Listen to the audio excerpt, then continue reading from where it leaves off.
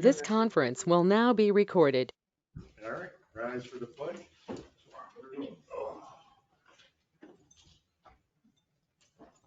Pledge allegiance to the flag of the United States of America, to the republic which stands one nation under God, indivisible, with liberty and justice for all.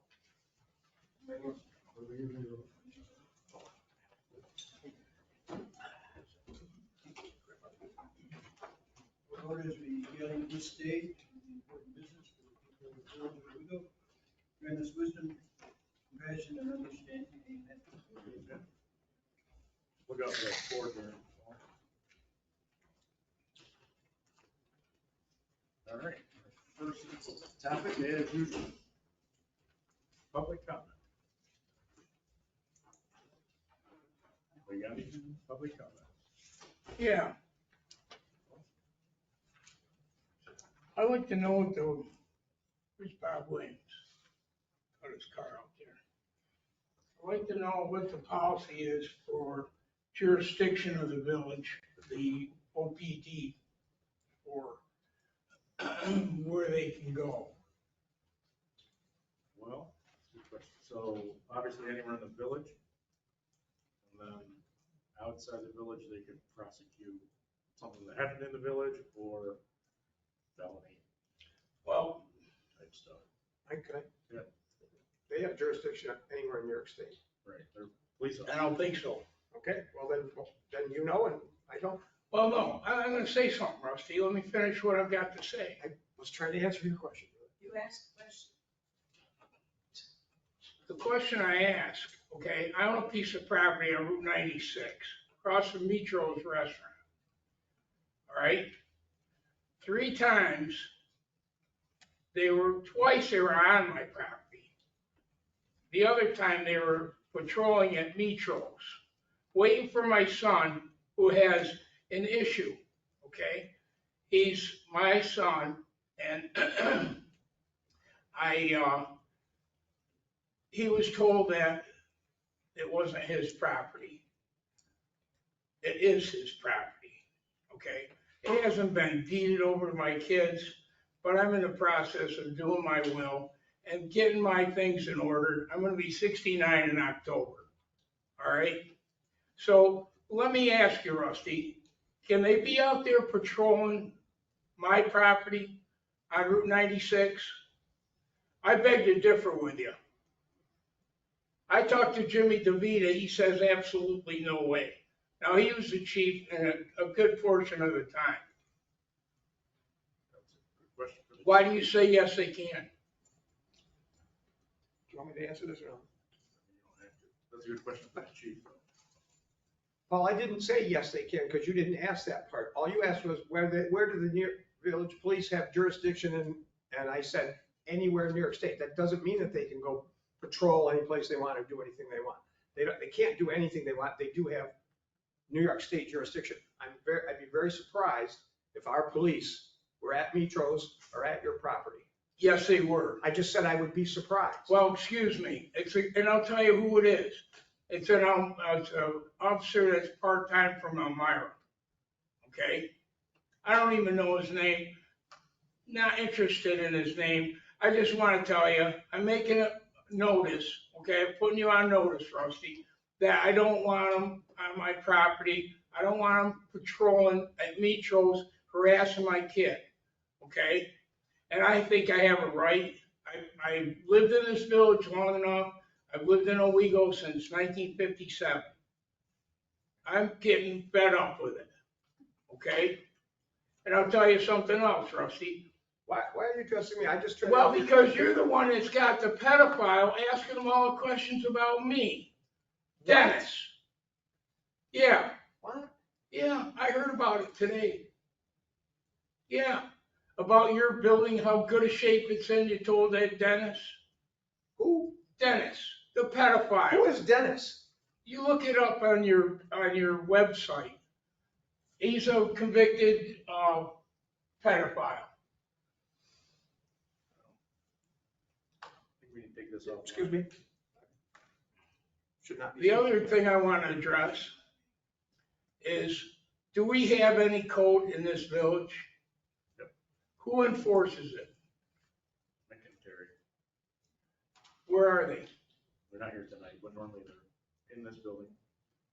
Okay, when's the last time Rusty had a fire inspection?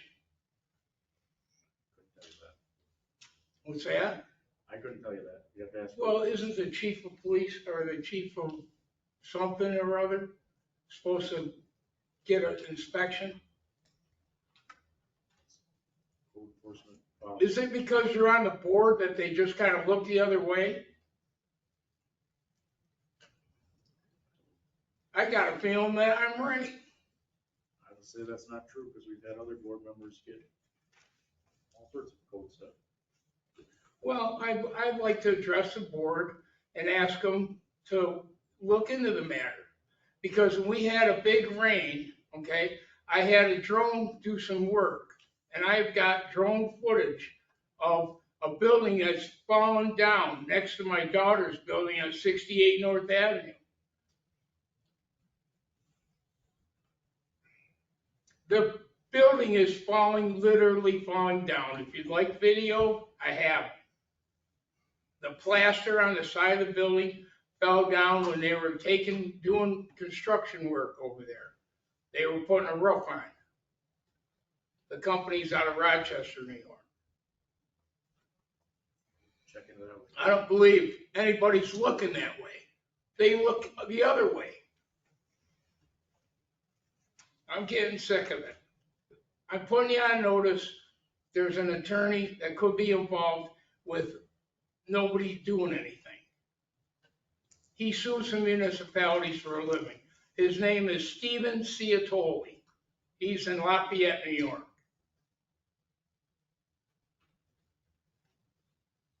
And the only reason why he's gonna do it is because you people don't do your job.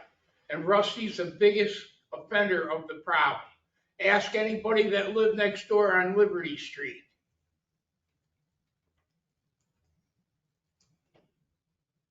That's all I gotta say. But I'm just letting you know. I asked the attorney, I called their office. I asked them not to be, I wish he wouldn't have, would have at least made an attempt to be here. Is he on Skype, Who's that? All right. your attorney? Yeah. Well, I'm Paul Conti, the guy that called Coughlin and Gerhardt this morning.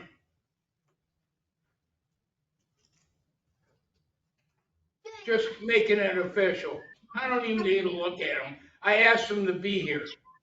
But you know what? This one horse town has got to shape up.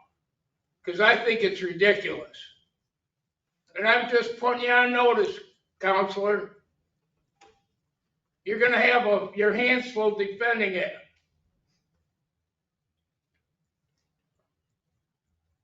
That's all I got to say. Any other public comment? Mike? Actually, I got two questions. One, what's the deal with the scaffolding on the building on Front Street? Right across from Lake, and did that have to go through OHPC? Because I don't know what they're doing. Should have. There's scaffolding in front of the building. I don't know either. That's safety. That's what that's all about, his liability. He's a concerned citizen. The other jerk that owned the place did nothing and let bricks fall on people's heads. That guy's protecting his investment. I know John I'm Munchko. not talking about that building, Paulie. I'm talking about one on Front Street. Okay, excuse me, Michael. I thought you were talking about, No, one on Front Street that's directly across from Lake Street. Which would be, It's where the left bank is, or whatever it's called, her sign is down and it's, yeah, I don't know.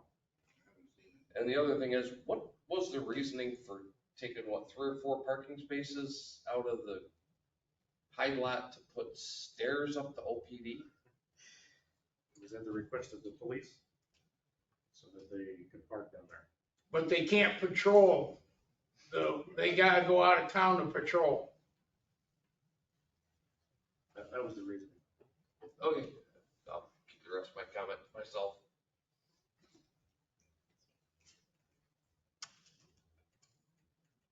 Any other public comment? All right. Move along. Let's do that liquor license for Nick first. See you here.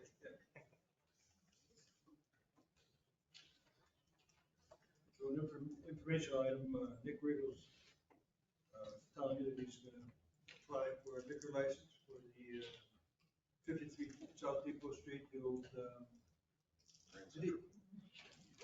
So he's right here, you can answer any questions you like.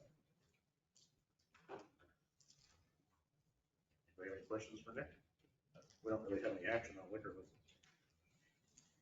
I assume we don't have any complaints or problems whatsoever.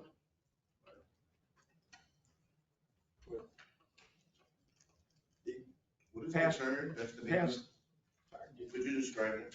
It's gonna be a bar restaurant with a golf simulator in it. Sounds pretty cool. So the turn is, on your ninth hole, you make the turn to go to the next nine, so you just name it the turn. Maybe like a golf place. Yes. That'd be neat. Cool. So, just a little bit more about it. Are you planning on doing like lunch and dinner? Lunch and dinner, yes. Okay. Golf leagues. There's other ideas that I've got for in the future, but for now, it's gonna be lunch, dinner, and go online, book a time for the simulator, and you can use that. So because you have like a golf simulator or something, you probably aren't gonna have like bands and stuff like that. No.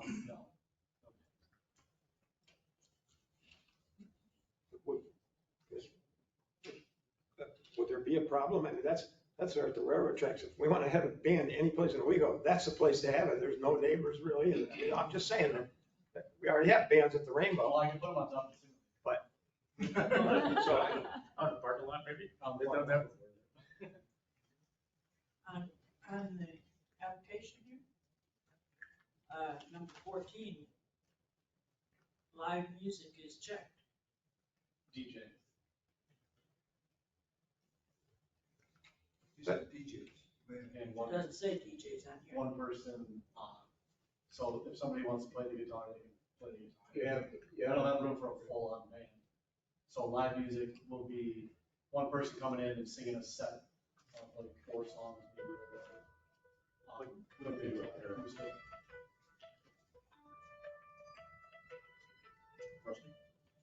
would, I mean, the only thing that we do with the, I got you. The only thing that we do with the state liquor authority is if we have a serious problem with somebody having a liquor license.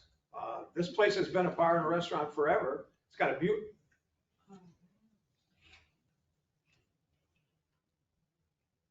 This place has been a restaurant and a bar forever. It's got a beautiful stage. It's a great place for live entertainment. So, and they've checked it that they potentially would have live entertainment. So I fully expect if and when and where, whatever they put together, that they'll have whatever live entertainment they do. And I fully expect it won't be a problem because we're not in a strong residential neighborhood. So I'm just saying, I don't see us having a, asking all the questions is fine, but I don't see us having a particular gripe about any of this stuff. You just said they would not have bands. Well, But in the event, That's why. But if you have one or live entertainment, it could be a solo act, it could be a DJ. and I'm just saying, that may be the intention now, but if 10 minutes from now, or 10 months from now, or 10 years from now, they want to have bands there, that won't be I don't think, unless someone has a problem with that won't be a problem. So if that evolves into that, or however that works, I don't see us having a gripe there. But if somebody does, please address it. I do know the simulator takes up most of the lower part where the stage is, so you won't even see 90% of the stage, so it's not like the ability to go in there and put a band in there on Friday night. It's gonna be mostly covered with the simulator, with the box of it. And it's not something you just take down one day, put back up the other day. It's brought in, assembled there, and it's pretty much permanent, so if there was live entertainment, it'd be small somewhere else.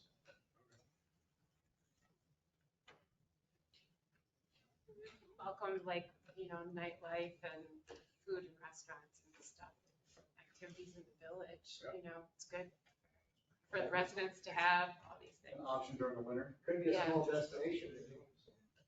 Those golf things are cool. Hicks. John Hicks. So- Is there any, Last piece, is so, there any, I'm sorry. is there any estimate on the amount of parking available? I've got enough parking for whatever I need. Yeah. It's got a lot with it, right? I have, yes, the lot is 180 feet long. I can get roughly, it's probably 30 cars down, 25 to 30 cars down through there. I have parking available on the other side. Plus I have parking available behind the building on the other side.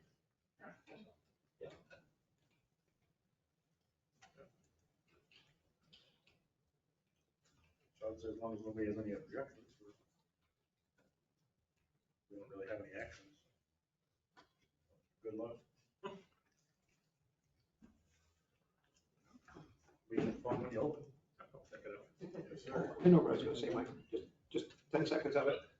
Yeah, we gotta get them on our new sign stuff, get them, because you can't hardly find that place to get around there. We gotta put some of our brand new signs up to direct them over to their place. Hopefully in 6 months it'll be easier to see. It's always the hard part, finding that place. Yeah. Bad signal on them. Yeah, right. Well, it was Wednesday. Is this something we need to vote on? Right. A golf thing, people will find you. You'll- Oh, yes. You won't worry about that. Fran, you look it online, they'll put it in GPS Yep. either. They'll find you. Fran, just in general on this stuff, it's not an approval thing, it's if we have a significant objection of that we're gonna send to the state, that's what we should be talking to them about or whatever, if we don't want them to do it. Other than that, it's up to New York State, give them a liquor license or not. Did you say your outlook was 6 months? Hopefully mid to end November. Oh. Hopefully. Liquor license takes approximately 6 to 9 months to get. You applied for a temporary, which could come in less than, could be in 60 days to get a temporary permit until your permanent permit, actually your permanent license actually comes in. So it could be within 90 days. Now, whether we're ready for it in 90 days or not, I'm not sure, but at least the license will be in place. Everything else will be in place so that when we kind of open, it just goes. And the last piece for me, this isn't super important, your license is in your name with the rainbow, this will be in Dick's name with the other place. Okay, thanks. You guys got Ian that does the DJ, right? Yep. Yes, we do. My son was there with him. My son is Damien, you probably know him. Yes, yep. That's a fun little group they got there. All right. Anybody else have anything else on the term? Road department. Sure. For the month of July, haulers had brought us about 637,000 gallons of septic for about 32,000 revenue for maintenance and processing. So far this month, we've hauled out or have had taken 143 cubic yards or wet tons of biosolids. Continuing on doing catch basin cleaning, some deodorizing if we can't get to them right away. Through construction effort with Veolia and stuff, we've reclaimed a manhole. We're looking for more as they find them. We got risers ready to go with Broom by Tunis and DPW for Prospect Street as soon as they start paving that and any others projects that come along. Let's see, lastly, at the, I can't think of what it's called, the meeting with Army Corps of Engineers, I handed over a booklet of all the I&I study data from Hunt Engineering and gave them some contact information, so hopefully they can work together and cut a lot of the ACE's job down, and then they can start working together. It's the ACE. Army Corps of Engineers. Oh, so you're gonna cut somebody's job, you're gonna cut the Army Corps' job down. Yeah, to if- give them more?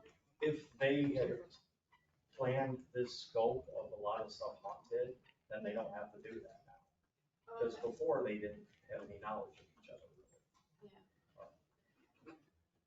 But no, with Ed, yeah, I talked to Ed, and he's trying to get a hold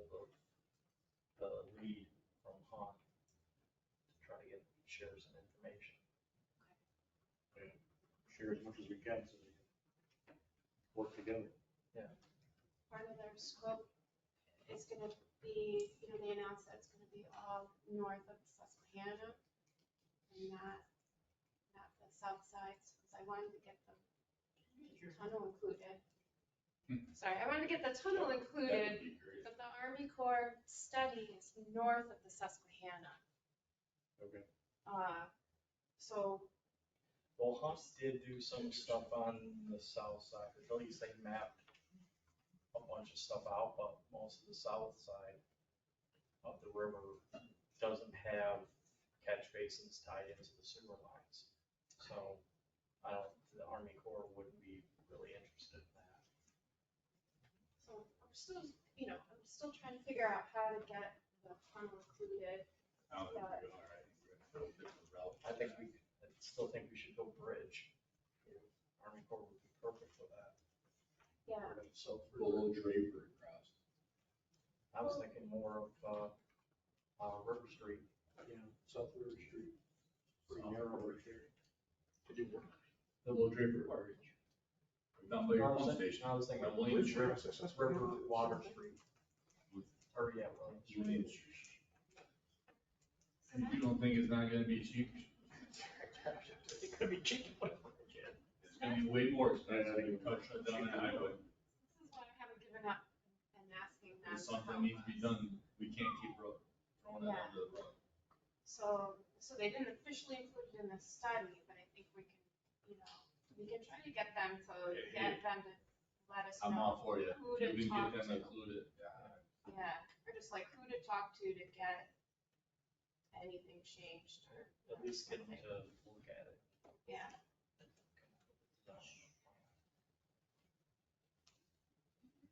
that's good that they've already got some stuff. Well, hopefully. Well, they got a lot, I've been talking to Ben also for Mountain Road and stuff to that effect, that needs to be taken care of. They were here on the big rainstorm, I was with that, or Yeah, Ben, yeah. sorry, geez, Ben. so they talked about, our pumps can't keep up with the the underpass, so diverting the water flow up on the hill before it comes down, part of the answer, so get it into the sort of Brick Pond, the area. I don't know how we're gonna get it from the upper half of the mountain road down to Brick Pond, no, Yeah, so, the Prospect Street's there. yeah, ditches and tunnels and chutes and waterworks and backyards that That's why are, they're paid the big money. yeah, so they would do some sort of analysis, but the Brick Pond wetland could be more used as a wetland, It definitely could, a roundabout way, it could, yes. yeah. Our pumps, it takes a while for the pumps to kick on, once the flow comes up, then Erie Street, and that's when underpass kicks on. I mean, it does its job, we just gotta give it time for it to kick on. So part of their study is how to divert the water over, just from what they initially saw from that day. So, yeah, Do me a favor, because I try to write this stuff down. Tell me at the very beginning, you said what we had done. You slide that information, what we had done with the taking in the stuff. Tell me what. Oh, okay, July, haulers brought 637,000 gallons. So just a minute. 637,000 gallons, okay, and that was just in July, That was July, okay, and that was for 32,000 for processing. that we got from them. Yep. Okay, that's what I want to know, thanks. 32,000.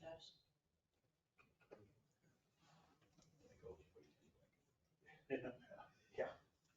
We just had more prices go up on us for processing chemicals, so. Yeah. Chemicals are always going up. Everything. Anything else, sewer? Good. Anybody have any questions, sewer department? Ready? We've been doing our normal mowing, chipping, bagging, ongoing process. What we did do above and beyond was to repair the mortuary building. Peter asked us to place some gutters after Mr. Marchuk had got done painting. We put some gutters on the back of it, siliconed it. Hopefully that holds a lot. We have had 3 burials, 2 ash burials up there in the last few weeks. Fairgrounds, as we all know, got bee ponds this year after the fair. And I'm gonna get with Dirk here and grab some of their topsoil and reseed and mulch the back half of the grandstands. What'd you say happened to the fairgrounds? They got destroyed by the, Okay. they got destroyed by the rain. It rained and they. I mean, the fair board did their best. They rolled most of it out. But a lot of the fair people destroyed behind the grandstand. So I'm gonna get with Dirk and we're getting a box plate and I'm gonna reseed and mulch all that. Get that back. So the destruction is like the tires and stuff of Yeah. the native machines. Yeah, it was so wet. I mean, it's nothing to do with the fair board, it's that, it rained. Okay. Nothing you can do about it. 2 days. Yeah, and then they got their big trucks buried in there. We needed to put some topsoil in there and regrade it. So. And grocery carts ongoing every day. It's just ongoing stuff. That's about it. Do we have anything? DPW?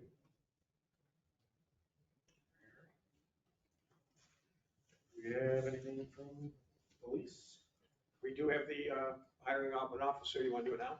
Yeah, very much so. So, one update, we have the update to the school contract, which we're not dealing with the school contract tonight. School would like to add another officer, and Joe would like to get them on the books, so you can start processing and get them approved and all that kind of stuff. The school contract, which you guys have a copy of, is on the school board agenda an hour ago. So We're hoping that they I'm hoping that they, approve that. them and Nate made the updates. It's not any updates at all. It says we went from 3 to 4 and we updated our address. So for those that are, can I speak? Yep. So for those that are concerned, the contract is the same. We're not changing things other than adding an officer for the junior high. And we're getting another car and they're paying another $50,000, whatever the number is for the, those are that, to the best of my knowledge and from speaking with the chief, Nate, Mike, that's what's changed. Nothing else in there has changed. Oh, it's right here. Yep. So we got that agreement emailed to us like at 4 o'clock today, and I looked it over and I noticed that there's a change to the dress code. So I wondered about that. Before, the officers would be wearing like khaki pants and like a sort of like a polo shirt.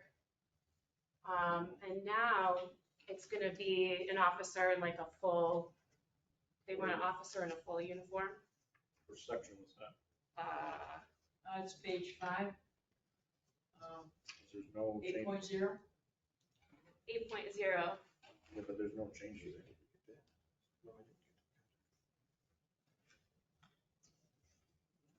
It doesn't call it anything. It just says, shall be required with a village issued uniform.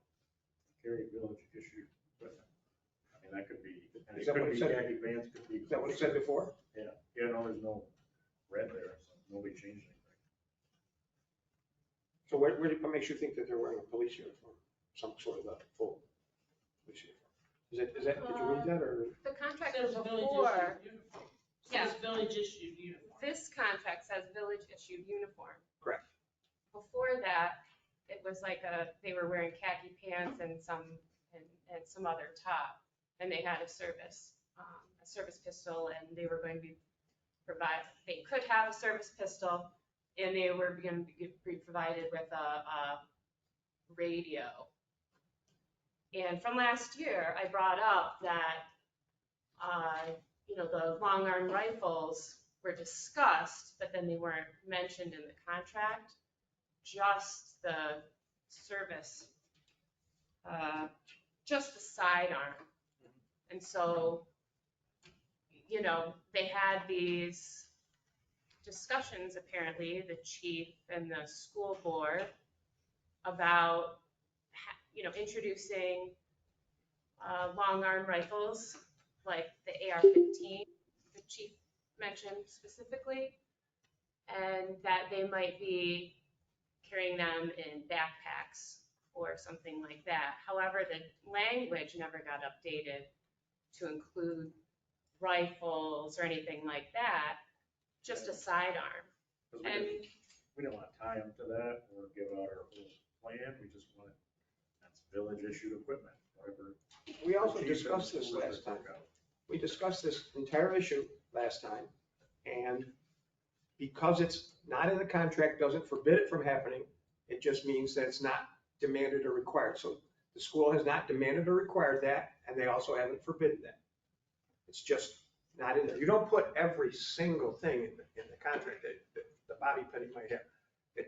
If it's not in there, it just means that it's not mandatory. We don't have to do it for our money.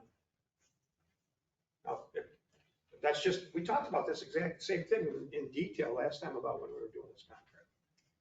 so the contract before had an officer showing up in khakis and a t-shirt, and it was sort of a non-threatening person, a friendly person that elementary school students would be seeing at the school.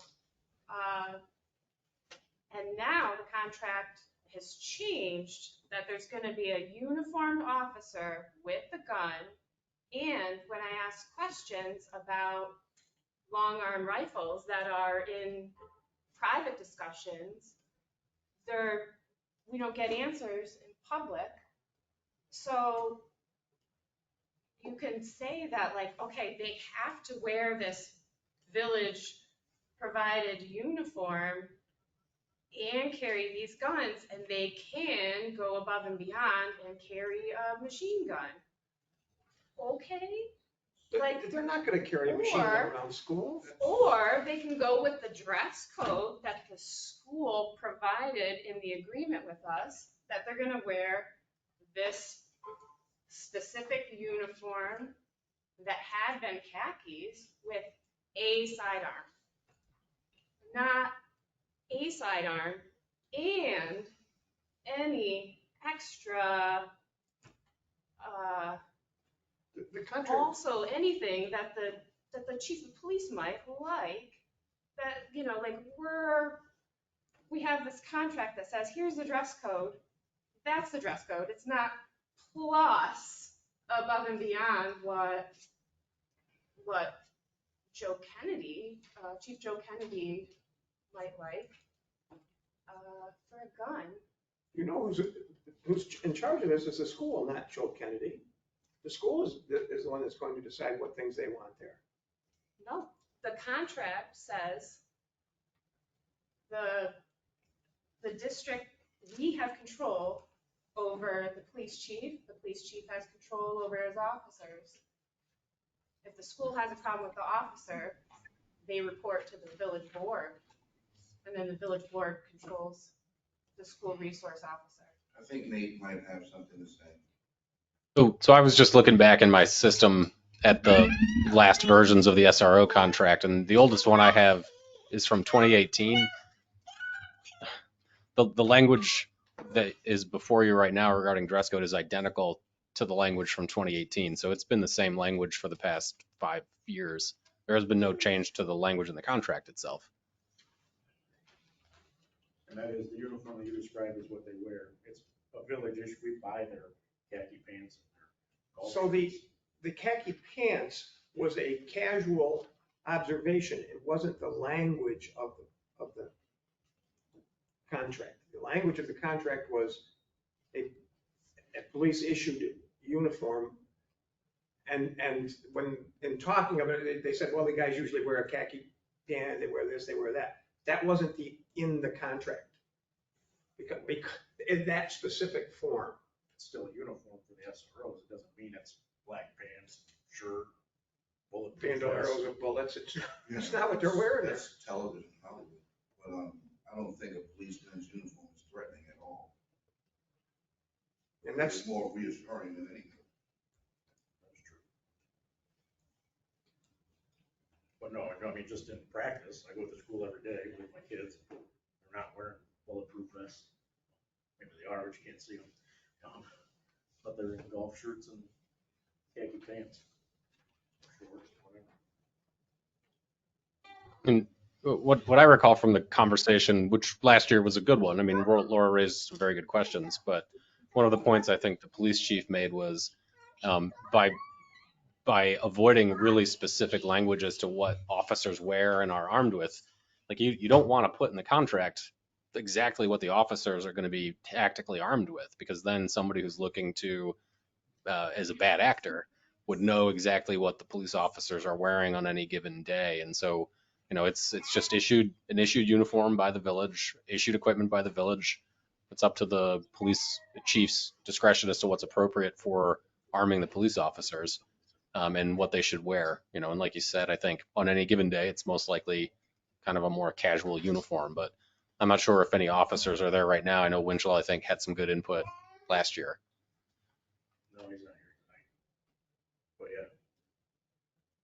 yeah, and time to time, there's not just 4 of them there, there's 24 of them there. so, and I like what Nate just said about something. You had concerns about this last year, and you voiced them, and people heard them and understood them, and part of that was to, if you have certain concerns, take them to the school. But we're not effectively changing this.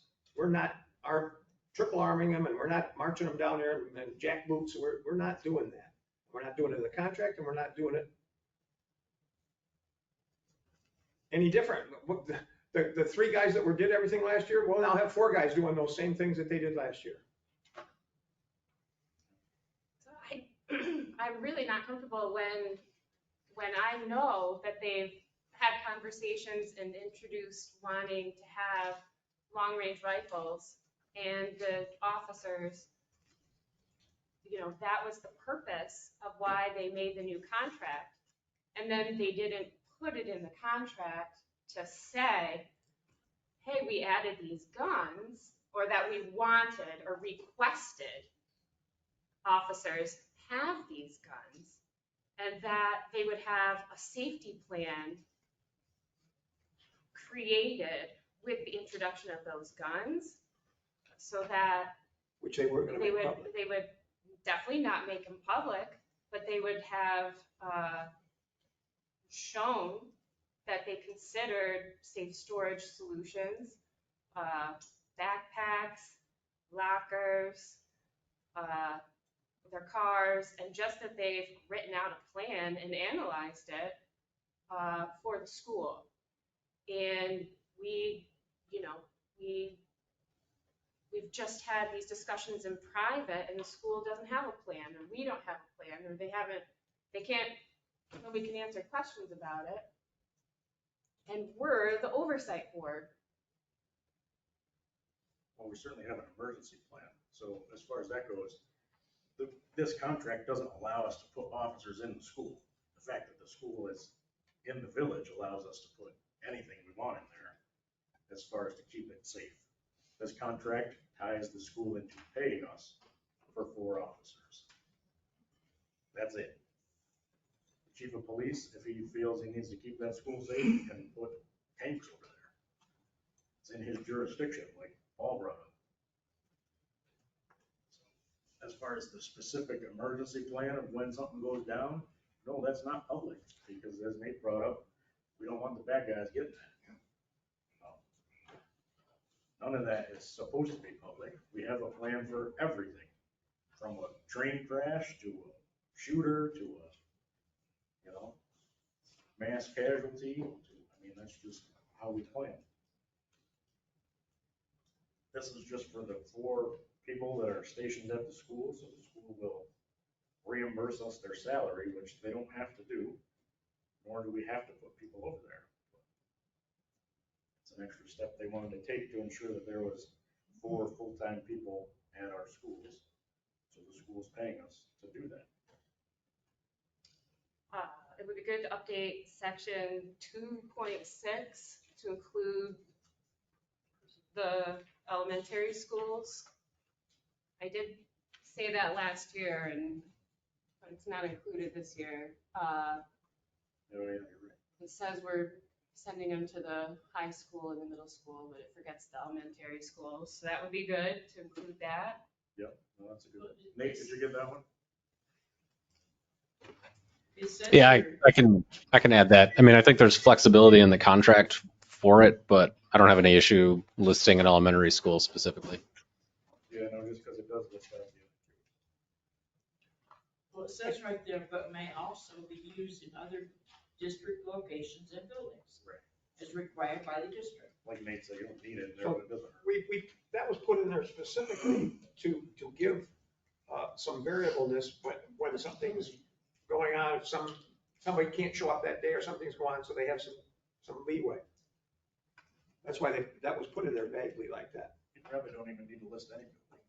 They have auxiliary buildings and off-campus events. You could probably just say any school district building.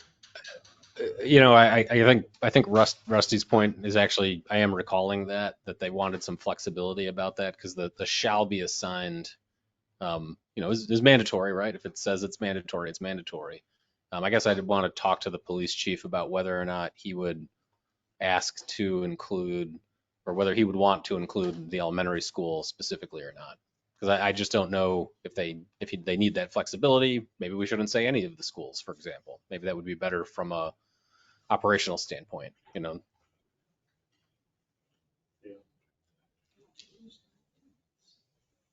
So we'll look at that section. I thought the officers were going to be assigned to each school so that they would have the familiarity with the students and everybody, that they would have a set plan and be, a friendly, memorable person, learning, who's there and stuff, and that they're not moving around. They do generally, but I know last year they rotated to kind of just get to know all the kids. Yeah, so, that's interesting because on But one side generally, you they want do have their them spots. to be known, on the other side, they did want some rotation so that the kids knew that there was another guy. They wanted both of those things. They kind of did a mixture of that. Most of the time they were where they were supposed to be, and once in a while they would go to. On purpose. School on purpose, yeah. So the contract gives them a computer and a desk at the schools. And it also gives them access to like the school's kids' records and stuff. Where does it say that? It gives them access to the campus and stuff, I don't know about the school records. Yeah, like they can view the records, but they can't copy them. Where does it say that?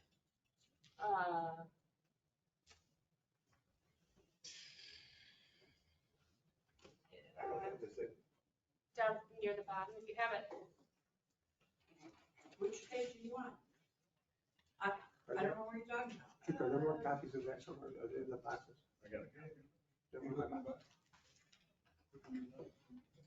So, our officers aren't allowed to discipline students or, like if there's a problem, a teacher or somebody has to alert them, bring them in. An officer really needs to see a problem, right?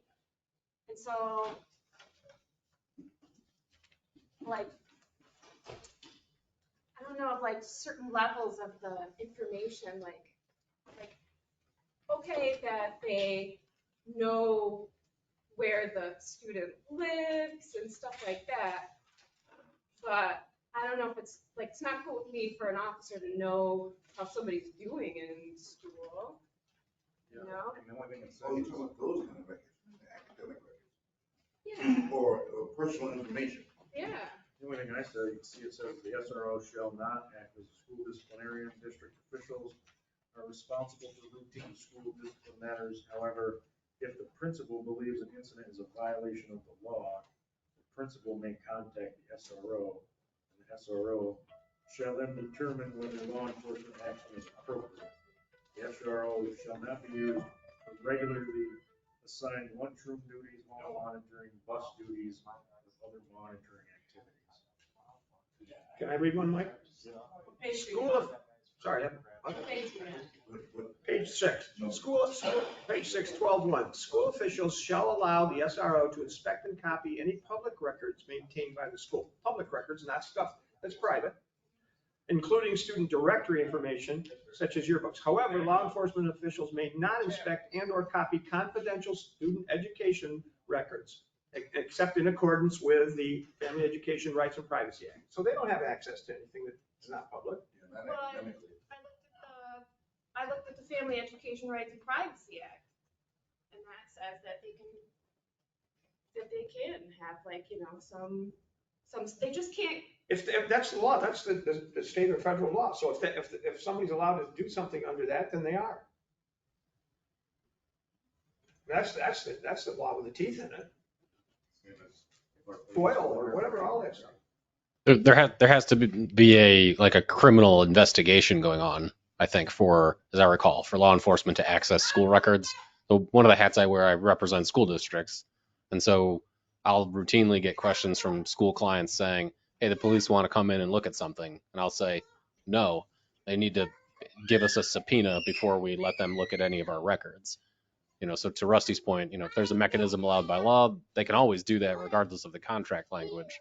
I think the contract language reflects the general understanding. They can't just walk in and look at stuff, and they're saying that Owego police cannot do that under the contract or in general. So they can't have an interest in certain students and find out more about them. They actually have to suspect a problem. If police want to look at school records, the police should be required to have a subpoena to access those records. I mean, there's a number of other exceptions, but that's the one that we typically require as school attorneys if the police want to review school records. So police can't go fishing. They have to have some reason and ask for access to look That's what the law says. at any specific person because there's a suspected problem. And so nobody's going to be saying, like a certain crowd of kids or anything like that and be looking them up. I mean, as a school attorney, if somebody asked me, hey, can the police come in and just look at our records, I would say no. Now, I guess I can't tell you what Owego Appalachian's attorney would do because I don't represent them. But for all the other districts I represent, that's what I would tell them. And the other thing, Laura, I don't believe the police have the time to just go snooping to look at kids like that. But that's just my thought on that. I guess I don't know what the police do necessarily day to day. I don't know. It's just, it's a 8-hour school day and sitting, 6 hours. yeah, for what do they do? I just didn't want them to be able to see. Maybe you should go on a ride along. Yeah. I'm concerned about the setup. Sure they'd What let do you you think check it about? out. Think about it. They're always very accommodating.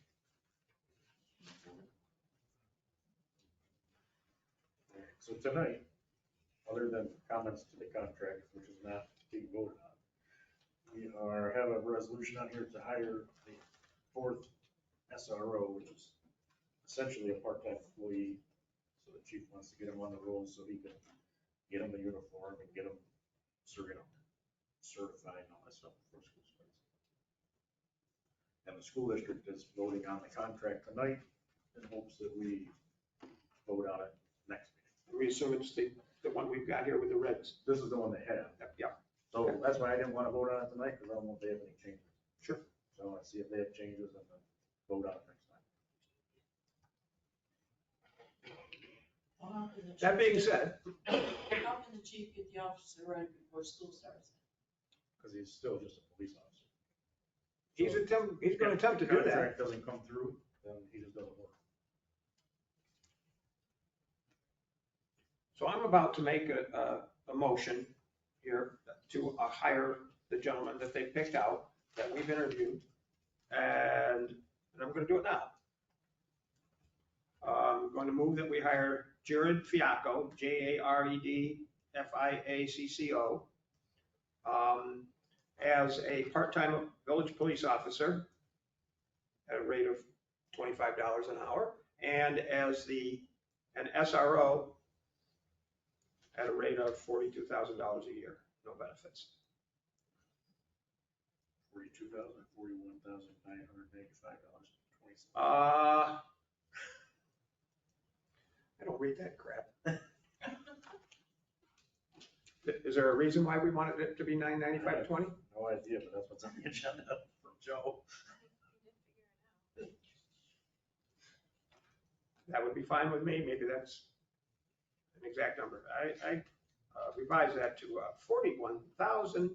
$41,995.20, and I don't know how many mils. I don't know. Very specific number, must have a. I'll put that number in there. We'll change it if we need. I'll second that. Any discussion on that? Just want to make a note that this gentleman has been interviewed by myself and Rusty. Mike and Joe. Yeah, so, As per required. right. That's all I have to say. Make sure that's included.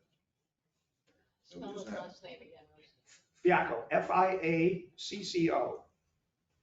He is a retired Vestal police officer and had 20-some years of service there, has other things I'm not going to say about him, but things that make us comfortable.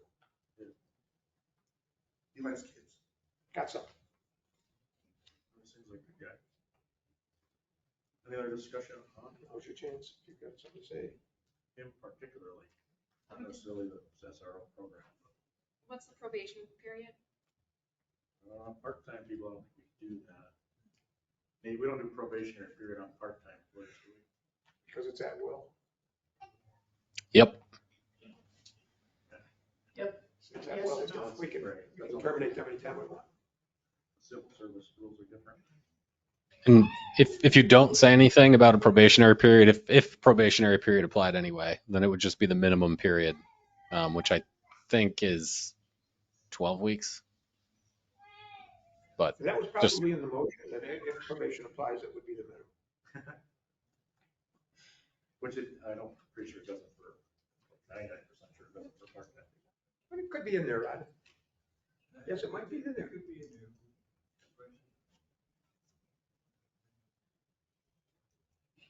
Any other discussion? Shall we vote? Rusty? Yes. Laura? Yes. Dave? Fran? Yes. Charles? Yes. All right, and the SRO agreement is on the agenda, I didn't realize it was, but we will, as long as you guys all agree, table that until next meeting, which is still before school starts. Like I said, really, the agreement just ties them into paying us money. Our next meeting will be right about, on the It'll be 5th of 2 days before September, school. right about when school starts. Do we have any concern about having it done before then and doing it somehow contingently, or do we just want to wait and do it? Wait, I mean, Okay. we can always do it then contingent on something. but Because Joe's gonna, I mean, he has to set this all up, so he's gonna be buying equipment for this guy, doing all kinds of things to set this all up.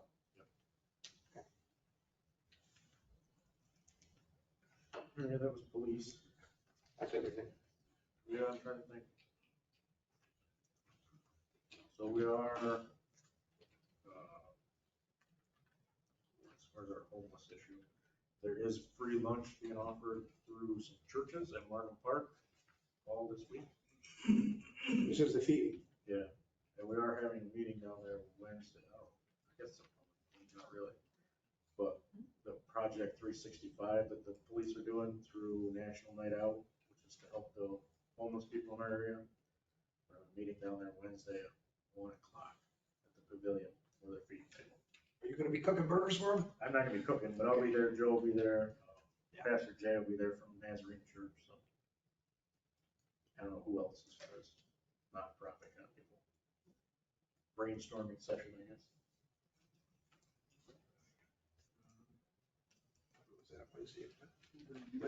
When? Fun. Charge any fire department?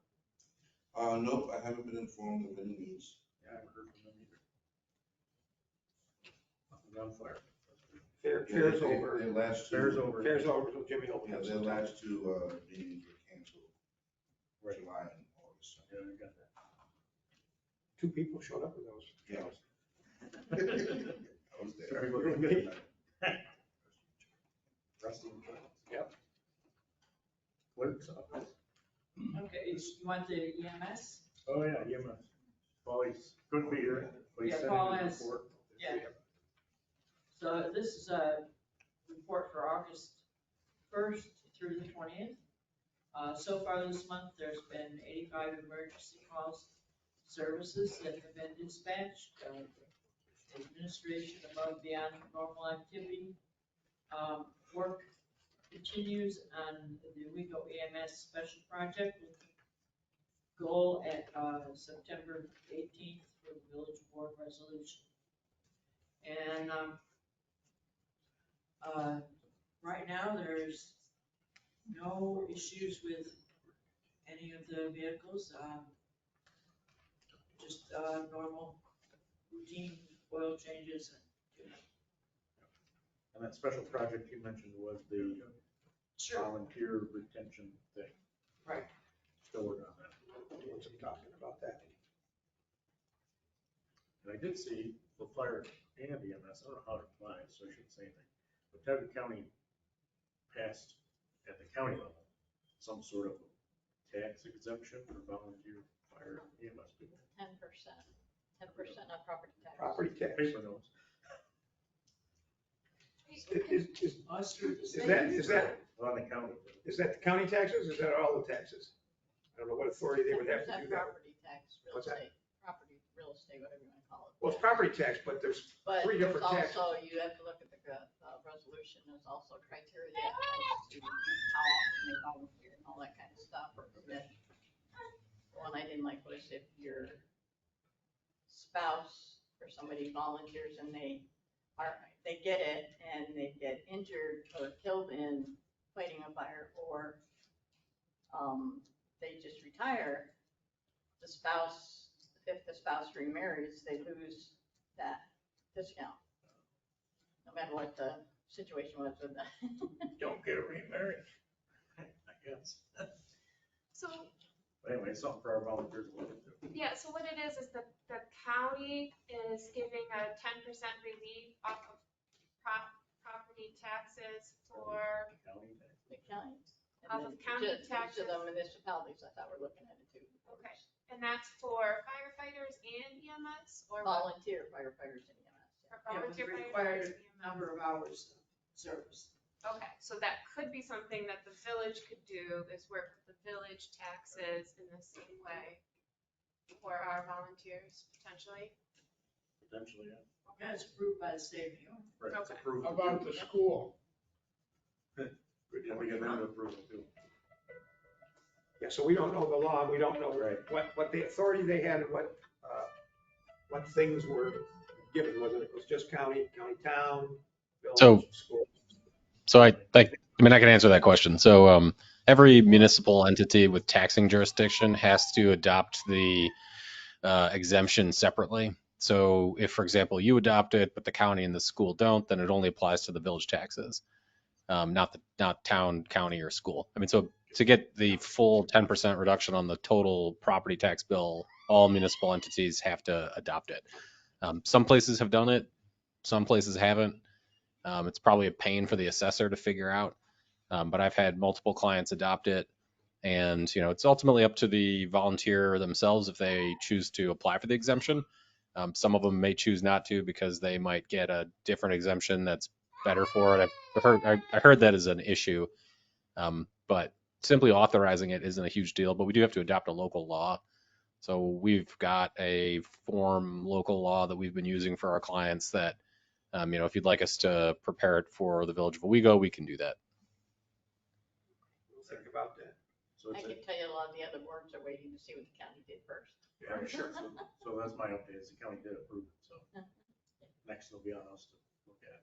Okay. Okay. Just good to know about. I'd like to jump back to fire for a second. It's been brought to my attention about the absence of windows on the fire doors that were just installed. It was in the bid. Yeah, so it was stated in there. I will contact Jim and find out. I mean, I looked at it and it didn't dawn on me. All I saw was a clean canvas for a very nice mural, American flag or something. Yeah. But, yeah, I'll find out because that question was brought to me. Windows. Are windows a requirement? No, but it was to replace, if I may, to replace the actual windows, same style door that was there. And in the bid, there was one row of 24-inch wide by 8-inch tall insulated glass windows in the third section of each door. Oh, so they didn't put That's in what it what was. was ordered. We didn't get our windows, but they got their money. Oh. Oh, so we paid, but we, for windows and and didn't not receive. noticing that we didn't get So I don't know if one. we were like refunded for those, I don't know anything about it. I mean, like I said, I kind of overlooked that. Did the price go down? Or something, there should be compensation going on there, some kind of way, or whatever. So I will find out that information. Assume windows are more expensive than. Thank you. stock. Yeah.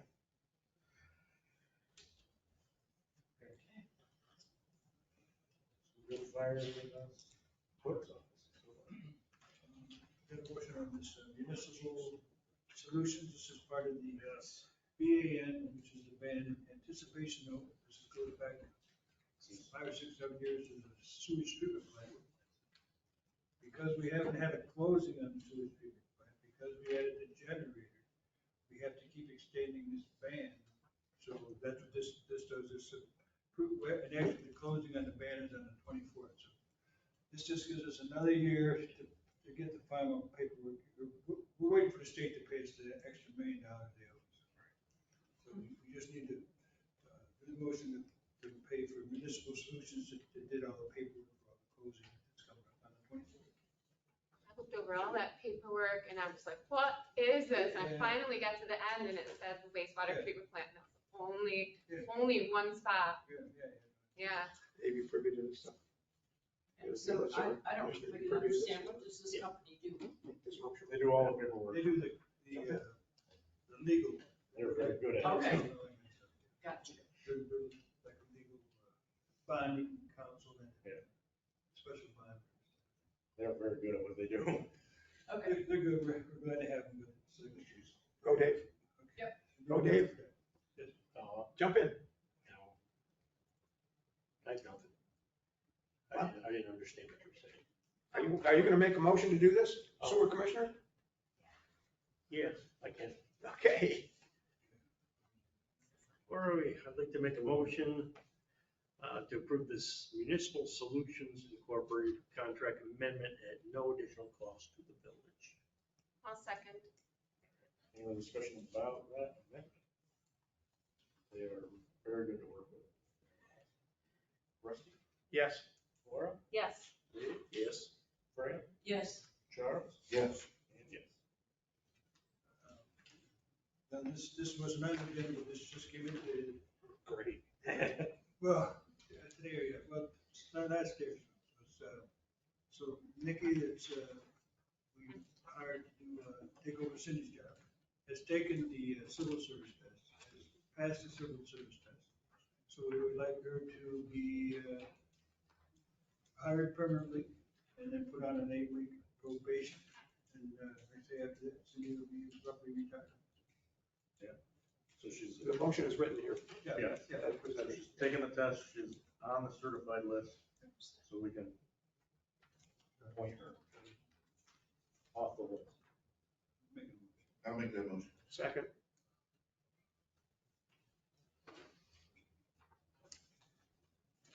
This was the previous appointment, was provisional. Any discussion about that? Rusty? Yes. Laura? Yes. Dave? Yes. Fran? Yes. Charles? Yes. And yes.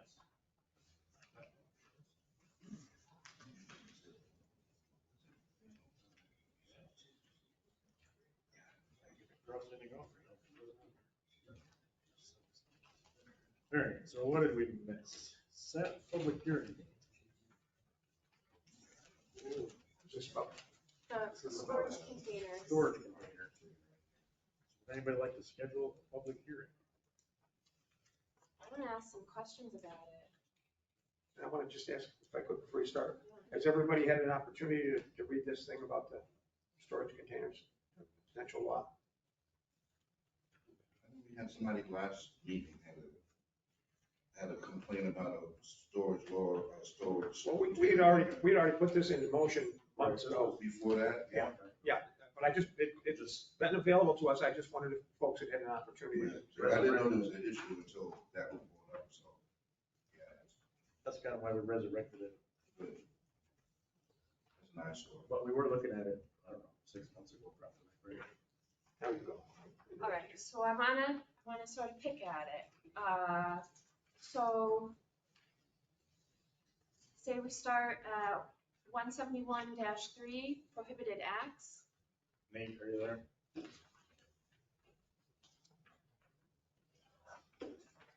Yep. Hey, Nate. All right, so just going over the storage container law, just got questions, we could sort of talk out some of the stuff. 171-3 prohibited acts, under E, it's like signs. It says there's only one sign allowed on a container. What really are we putting that in for? Like, can we, when somebody's renting a container, like, do they really have the option of saying how many signs are on it or something like that? Like, is that something that could be? This is somebody else's law. Nate might have a. Nate, this was somebody's law. What's the story on the sign part?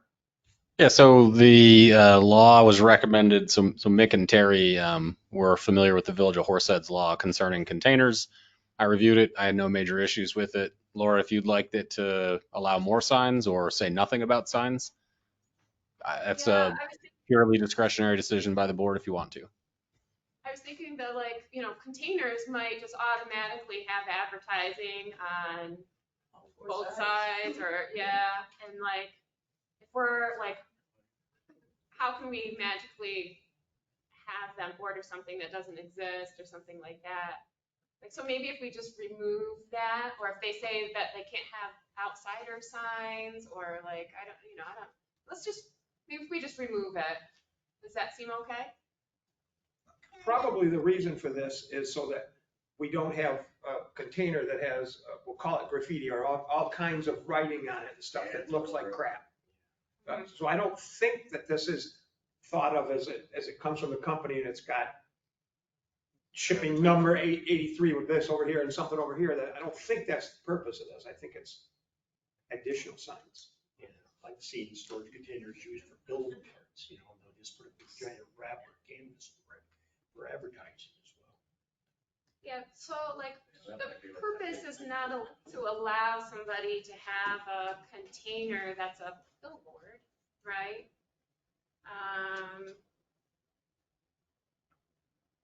So you want to change that to not we'll call a pre-printed things from the container company, but additional signs or something like that. Does that make sense, Nate? Did something like that? Yeah, I mean, I think we'll just need to play around with the language a bit to see if it's capturing kind of the intent there, because I don't want to inadvertently create an opportunity for someone that the village isn't anticipating. So, Rusty, probably something like what you were thinking, but it might be really hard from an enforcement issue. You know, how do you know if the sign was original to the container or not? Um, so it'd just be something to think through. I mean, it's easier to just have a clear standard that's like one, that's it. You know, you might say multiple signs are fine, but no more than X% of the surface area of the container can contain, you know, can have a sign displayed on it. I think, you know, Rusty, you were right that the issue or concern is that it might be used as some sort of like a mobile billboard effectively. You know, you stick a container on a driveway and you got free advertising for however many days they're allowed to keep it there. Let's work on that language without Okay. making this go till midnight. Okay, and then F, right after it, it says no container shall be placed closer than 5 feet from the side or rear lot line. I was thinking if we changed it to be more similar to the line right under that followed it and just say, like, containers shall be placed no closer than 5 feet to any side or rear lot line, and so anyways, it's there was a further section that said about placement and about control of it. And so instead of saying that, and so it would just to say to remove no containers from that spot and then to allow it to have the wiggle room for a variance that's in the law further in. So just saying they shall be placed away from the property line instead of they just won't be, aren't allowed at all. I don't understand what you're saying. All right, so here's the thing. So our village is old, historic, the property lines can be really close. So say we're requiring somebody to keep it on their driveway, but then everybody's driveways are so close to their neighbor. Can we, within what we have, when somebody's applying, they can go and they can say, so here's what they have to supply to the code enforcement and the DPW. Here's the layout of my property. Here's the size of the container I'm going to put on it. Here's the placement where I'm going to put on it. And then they can ask for, so they have to set it back to the required setbacks for their zone, right? To keep it. So Laura, I think I know where you're going here. So the containers have to be placed in a driveway or parking area with an impervious surface. What you're saying is our driveways are really close to the yard, to the property lines, which means that you might not comply with the setback if you have to also put it on a driveway. So maybe we say something like containers, you know, only be placed in, well, containers placed in a driveway, and you have to comply with the setbacks, except that if the driveway was within the setback, then you're still okay to place it on the driveway. Because I'm not sure you want the code office to review every single one of those every time, because, you know, for a variance or a special review, it's just like, I think the intent, I think your intent would be if you're putting it on the driveway, that's fine. Well, say, But I don't. the way this law is set up, everybody has to get each one reviewed anyway. So, and they have to show where on the property. So they already have to go through the whole process. But like, we've got places where there's shared driveways and stuff like that. You don't really, like the code enforcement officer can review something and can see what the situation is for each place. I mean, they already have to approve that anyway, but this way, with our properties, there's a little bit more room for the variances that come further in the law. So somebody could ask for something, like if it's okay with the neighbor, or if the neighboring property is the village, as opposed to another property, the village could allow it. Can I read you the section 171.9 on I don't have a page number here, but it's the last piece, H on 171.9. It says, if site conditions prevent locating a container in conformity with the chapter, which would be that 5-foot thing and all the other things, application can be made to the Director of Public Works for a variance. Any variance granted shall be the minimum variance necessary to allow the placement of a container and at the same time achieve maximum compliance with the intent of this chapter. So that's already covered. That's right. That's why I want to remove the no part Why? out of the top. This variance already takes care of the no. This variance overrides the no. There's a reason for the no. And the reason for the no is that if you put that thing right on the guy's property line, he's got a wall on his property line. He's got a giant wall right there on his property line. That's not a really acceptable thing. With advertising. It could be, but it could also be very nicely hidden on the back edge of your property that already has a wall or something that like the code enforcement officer will be like, well, that's not going to disturb anything. It just And allows that would the be the code variance. enforcement That would be officer the variance to piece. really. You want them to do it ahead of time, but this protects the neighbor, and if somebody wants it, then they have to get the variance on top of that, protecting of the neighbor. And I tell you what, if you wanted to build a garage or anything, a shed or anything, you can't build it on the property line. Yeah. So why in the world should you be able to put this giant monstrosity on a property line? All right, well, I'm thinking about it. Just that like our property lines are so tight that I think that it'd be better to allow the code enforcement wiggle room to make determinations as opposed to saying no outright, because we just have so many situations. The variance is allowing them to do that if the circumstances are whatever. Well, we can sort that out between, so tonight we just be setting a public hearing. That's true, but still, We've got a couple of weeks.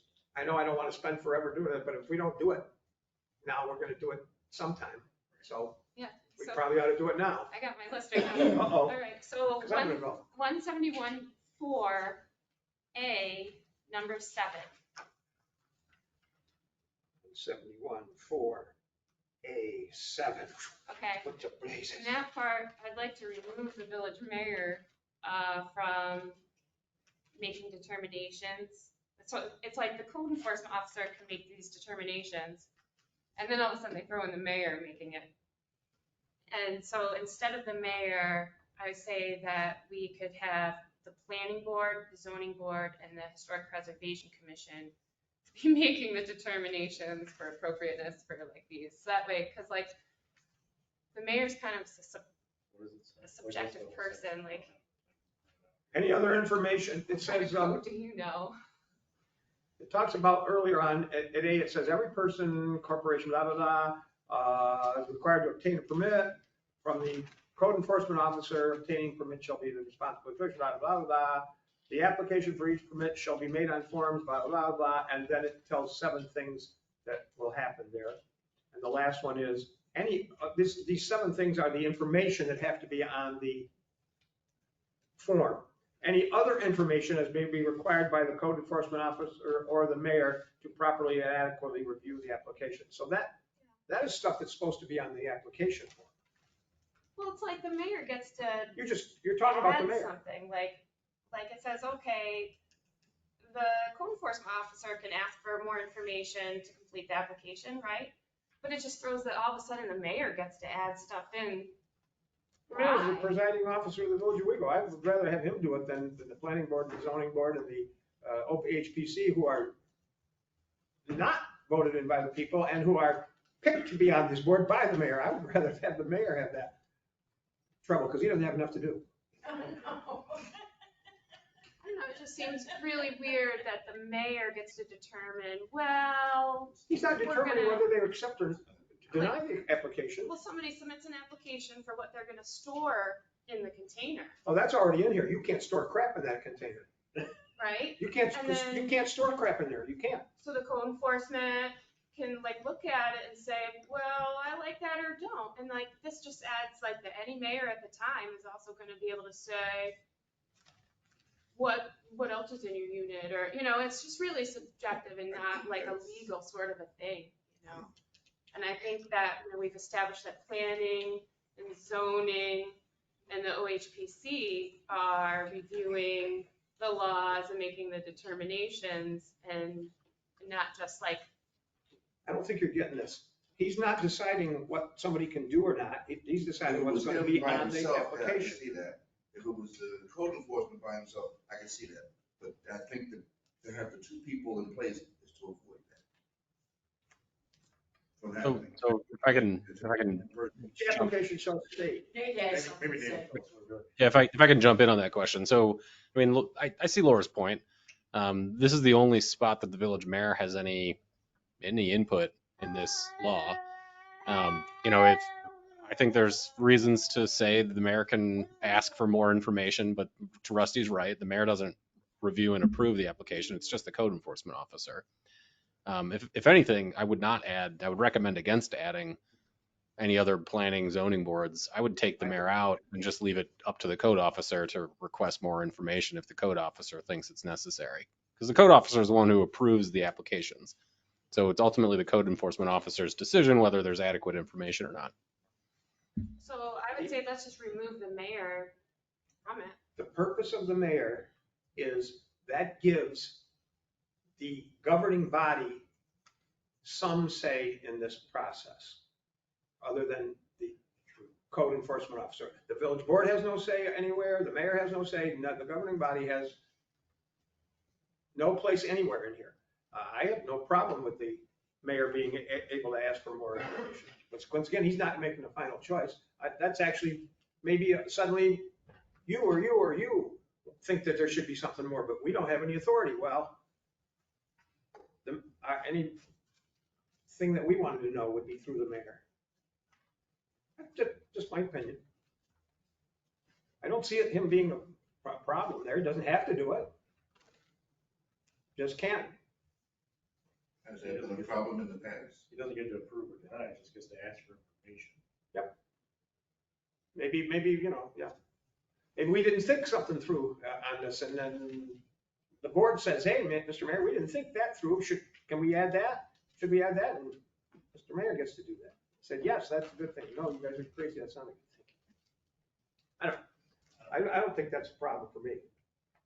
If it's a big problem for you, go for it. I don't like the way that like somebody, just one person can like sort of subjectively like add a whole bunch of questions. If they don't like one certain business or one certain person, they could say, okay, here's a whole bunch of things that like hoops that you have to jump through. And, like as a system, I don't like that setup. Having a person with that much authority, the mayor has all kinds of authority. Read to us again what the sentence is there about the mayor. So it lists, it says up the top, it says each application shall state, and then it says 7 things. Name and address, I'm going to give you that. If an applicant is an agent, property where it is, detailed description of container, location of container, time period they want to put it up, and any other information that as may be required by the code enforcement officer or the village mayor to properly and adequately review the application. Okay, so the mayor's not making a decision. He's not making decisions, asking for more if there's something else that seems to be missing. He's just reviewing it, okay. Second name. Second set of eyes, it's a kind of a check and a balance, and not really, but another. You just said, what if the mayor's got all these peccadillos and stuff? Well, what if the code officer has all these peccadillos? Yeah, what if the code enforcement does? The mayor has it, he got to answer. Code officer. Code officer's one who actually has to approve it. Yeah, anyway. I hear you, it's not. So there's actually another reason for this type of language in a law like this, especially when it comes to applications. So as almost a general course, if we have an application, I will include in the law, the application needs to have, names, addresses, phone numbers, how long you're looking for, and then we'll say, and any other information that the person who's reviewing it needs in order to make a proper decision. And that's because we can't, in a local law, anticipate absolutely every piece of information that might be needed in order to review something. It's just impossible. And so we try to build that flexibility in. There's always a reasonableness requirement whenever any municipal official exercises their authority. If the person is asking, Laura, for some overly exhaustive list of things like that, the applicant would say, no, I'm not providing that to you, and I'm going to sue you if you, make me comply with that. And then I'll come in and I'll look at it and I'll be like, yeah, no, they're right. You shouldn't be asking for all that information. But it's very possible that the code officer or the mayor in this instance might be asking for something that's very reasonable. Maybe the next door property is a fireworks store or something silly like that. And we're very concerned about that the container might have flammable materials.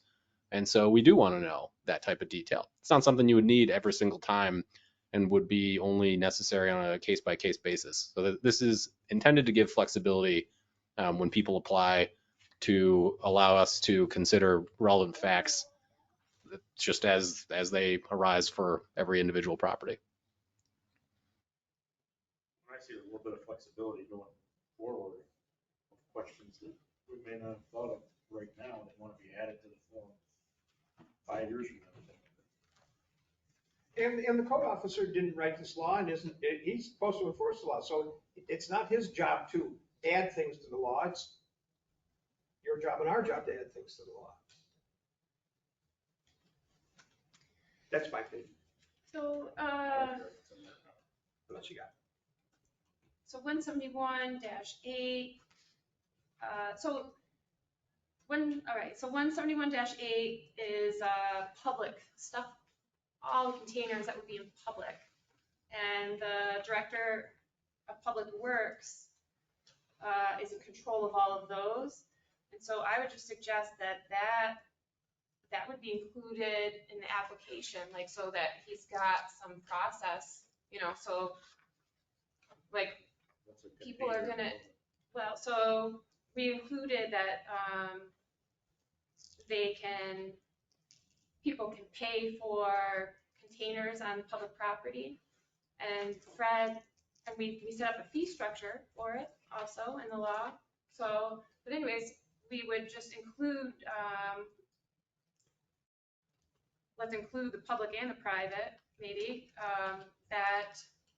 so anything in public, Fred doesn't have to get reviewed, and Fred can have removed without going through a process. Anything private has to be applied for to code enforcement, and is enforced by code for removal through a process where they would get a letter and a 3-day notice, like on their door or on the unit, and then it can be removed. So Fred can have it towed and charged fees for storage. And Mick can close off things. But anyway, so maybe we could add DPW and code as both being enforced, or like could DPW be added in? DPW is, or the code enforcement is part of DPW, isn't that? Well, it's specifically the law lists who specifically, code enforcement officer or director of public works. So each person has their own duty in here. And so maybe we could add the director of public works as the second person of code enforcement for making the determinations. Where would we do that? Well, so 171-9 is code enforcement enforcing all the laws of what's happening on private property. And people can apply for variances, and within that part of the law, if you're gonna apply to a variance, the only person that is going to make the determination of the variance, of asking for it, is Fred right now, is the Director of Public Works. So he's set up to do the variances. so Fred would be the only person to do variances. So one of the, that's kind of like an appeals court. It's the code enforcement officer, if he decides that it doesn't follow the rules and laws and says you can't do it, you don't appeal to him. When the NFL commissioner suspends somebody, you don't appeal to the commissioner about his suspension. So if the code enforcement officer says you can't do it, then you're appealing it to the public works superintendent. That's what you're doing. Which makes sense. What about zoning or OHPC or us? So if somebody's got a problem, that they have a way to get to us. So if I can, Laura, I think the intent of this law, these are meant to be temporary containers, not long-term issues. And so the idea is, as it was drafted, I think, and when I reviewed it, my thought and understanding of it was that this is meant to be flexible and fairly quick, such that if somebody, there's a reason they typically need a storage container. They're probably moving out, or maybe there's a fire or something like that. And so it's temporary, it's not long-term. I think you can, as the village board, include a review by zoning or OHPC or planning or your own body. I think if you did that, it would necessarily slow down the process. So you'd have to weigh, is that slowdown in the process worthwhile, or is this something that, because it's of its temporary nature, you'd rather keep kind of basically as a largely administrative review?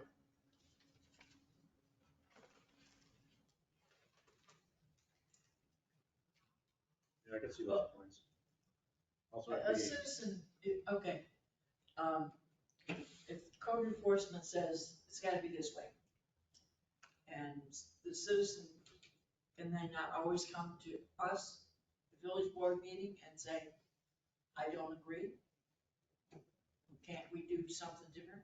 Can't they always petition the board? No. They can tell us about that. No, we don't have control over everything. That's how the government works.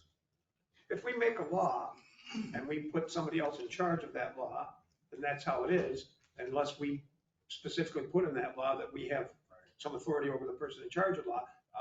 If they come to us and something is way out of line, we can change the law to satisfy that, to satisfy ourselves and them.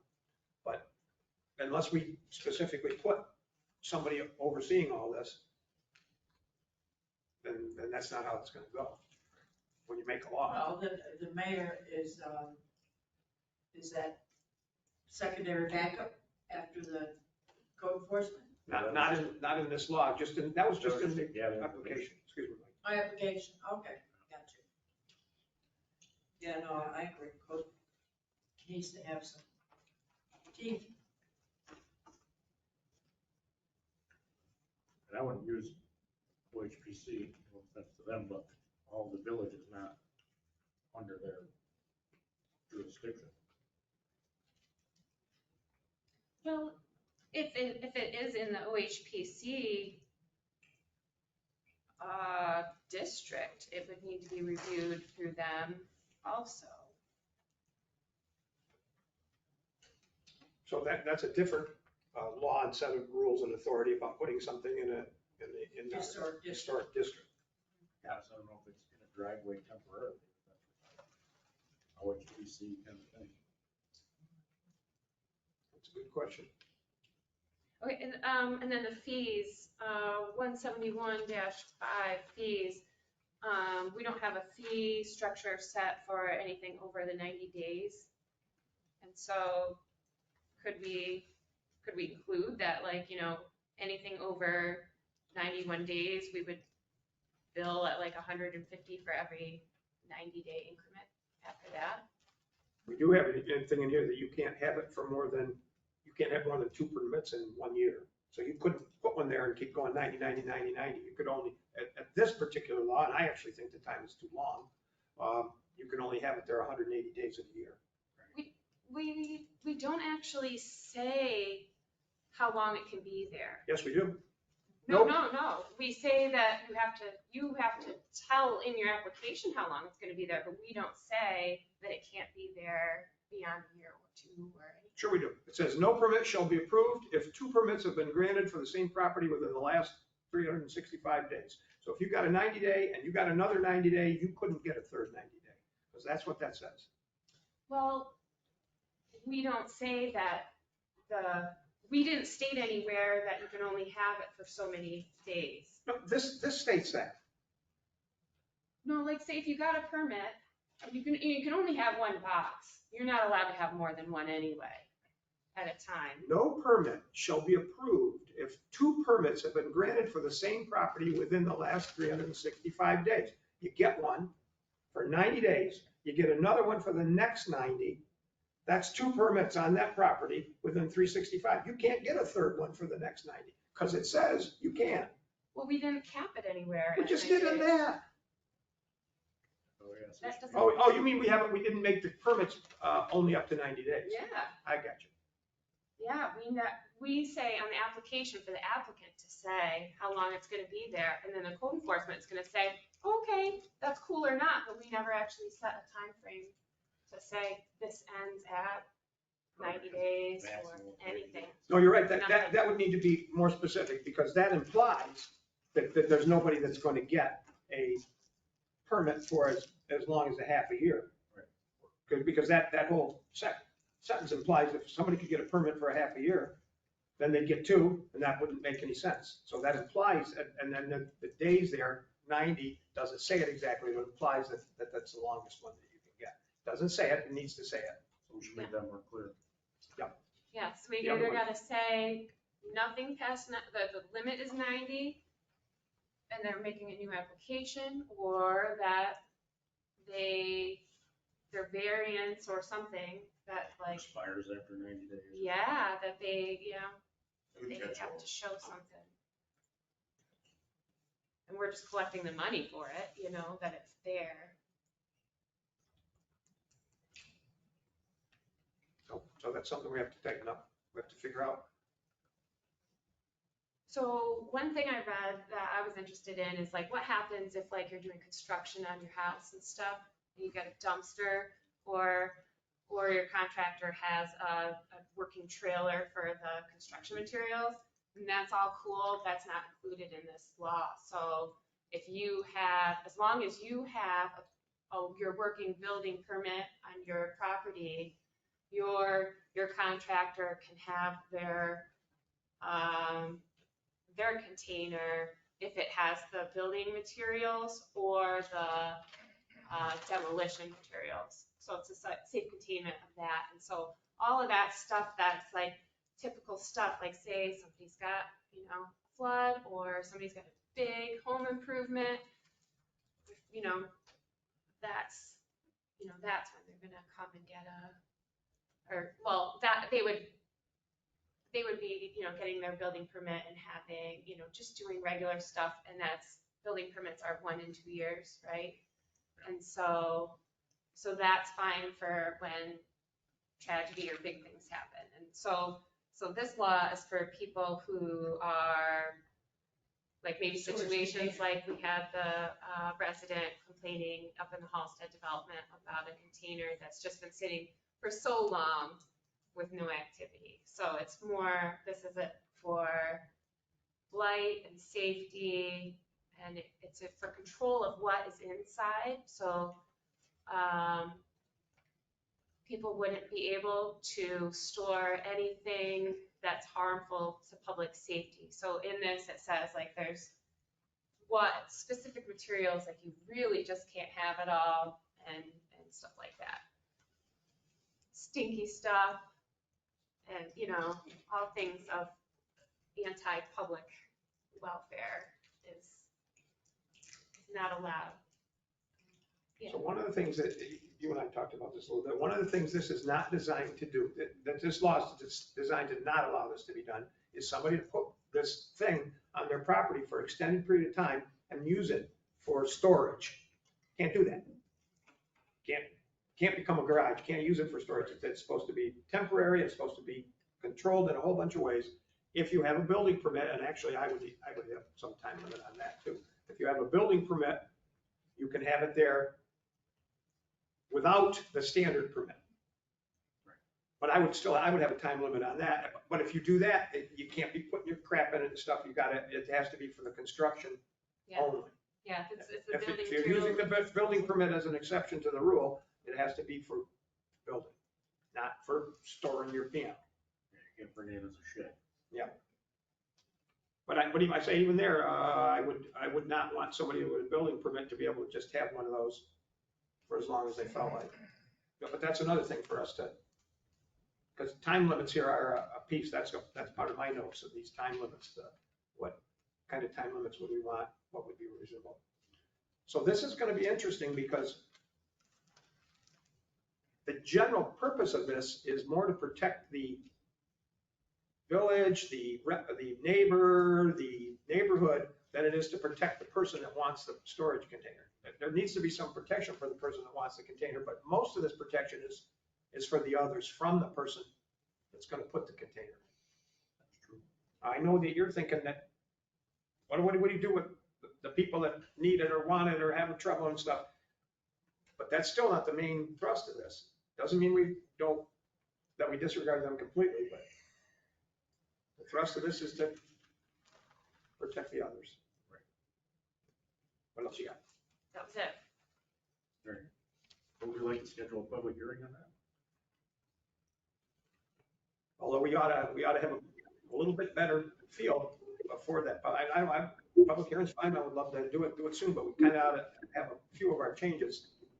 We can set up Yeah.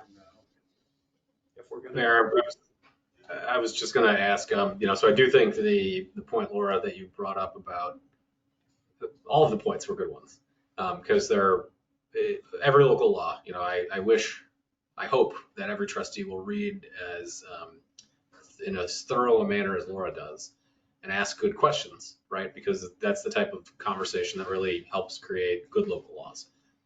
So at least the one, Laura, that you mentioned about no explicit statement of the maximum time period. So I think I would add that. If there's other changes to the law that the board as a whole thinks should happen, I think I'd like to get those incorporated into a version of the law before you have the public hearing. So that way, when it's presented to the public, it actually reflects largely what the general consensus of the board might think is a law that you would draft or adopt. But if everyone is thinking, oh, we want the time frame shortened, then let's make that change. And then that way the public knows, we're not talking 90 days, it's 30 or 45 or whatever the other time frame it might be. Mr. Mayor.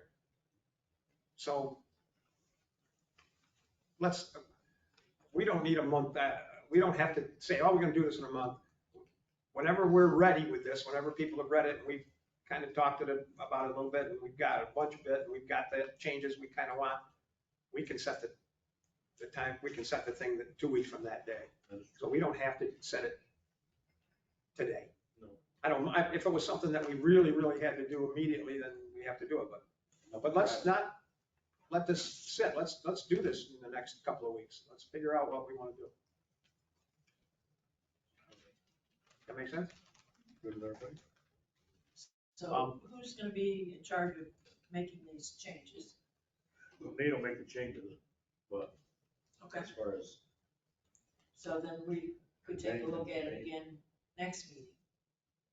And possibly set the hearing date next meeting. or between now and next meeting. So if you got the time. I guess my question would be, to the, Fran, Charles, Dave, Mayor, are the things that Laura mentioned, are you all in favor of making all of those changes? Because I know Rusty was having some good conversation with Laura, and Rusty disagrees with some of the changes that Laura would make. And so, me as an attorney, I don't know what you would like me to change in the law to give back to you as a draft. We're gonna have to get back to you and tell you. Well, I think that 90-day maximum for the permit is one thing we should have it. Yeah, definitely. And we should have a limit in here. It's got 15 days, 16 to 30, 31 to 90. Doesn't have to be 90. We should have something. It could be 60, could be whatever we want it to be. I don't have the number.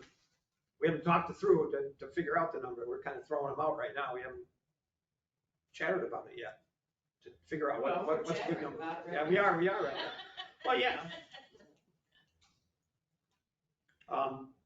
And why are we doing it for free for the first 15 days?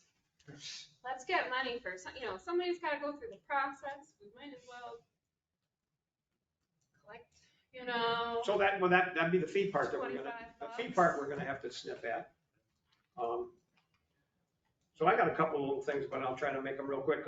In 174C, the second page bottom, and it tells that the code enforcement officer shall have authority to reject any application that presents in his or her judgment a dangerous or hazardous condition, situation, persons, public permit, blah, blah.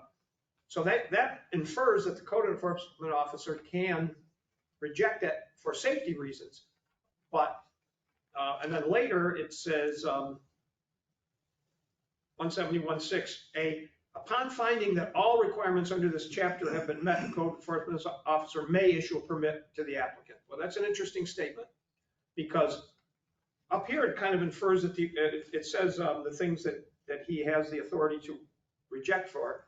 It infers that it's just for safety. Up here it says that he can reject for anything in this, which might be might be the intent there of public welfare, et cetera, or place on the property. So we want to make sure we get that clear, that how those two things are kind of in conflict, how he can reject.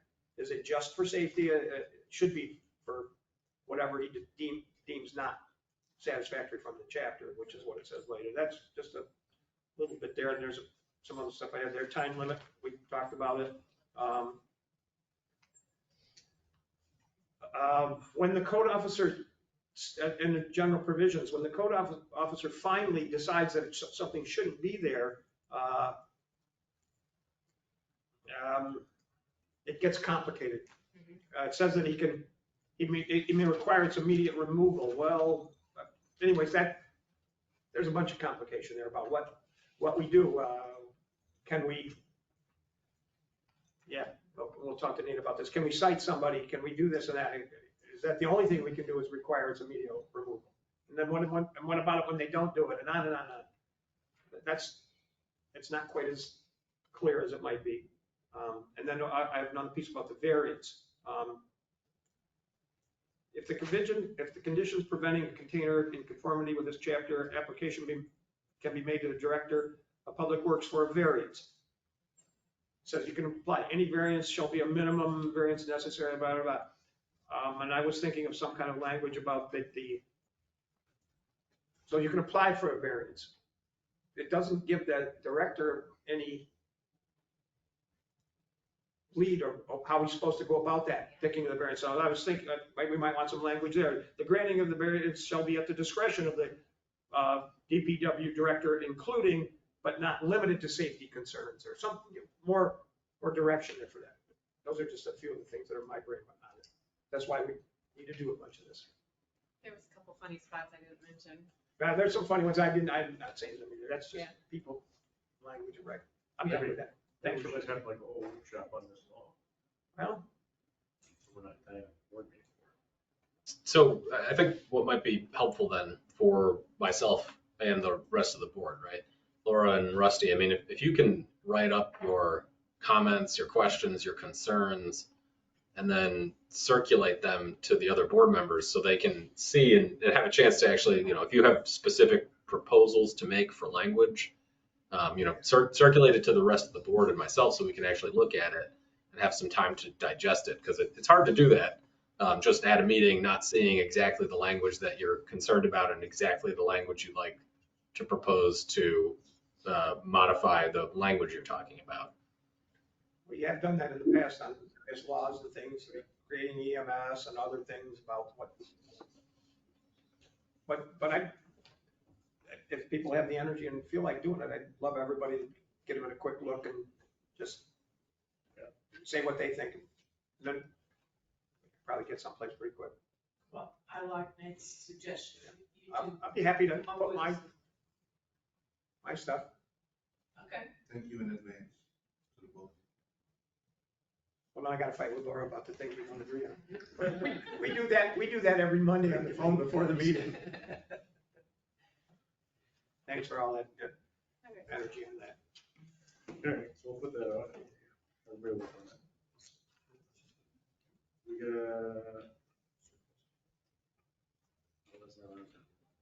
We're going to OHPC, Mayor. Yeah. Yeah, we'll do HPC. I have something, Laura would probably know this, there, something else earlier said that Tim wanted a leave of absence, but here it says that he's, wants to resign, so do we know which it is?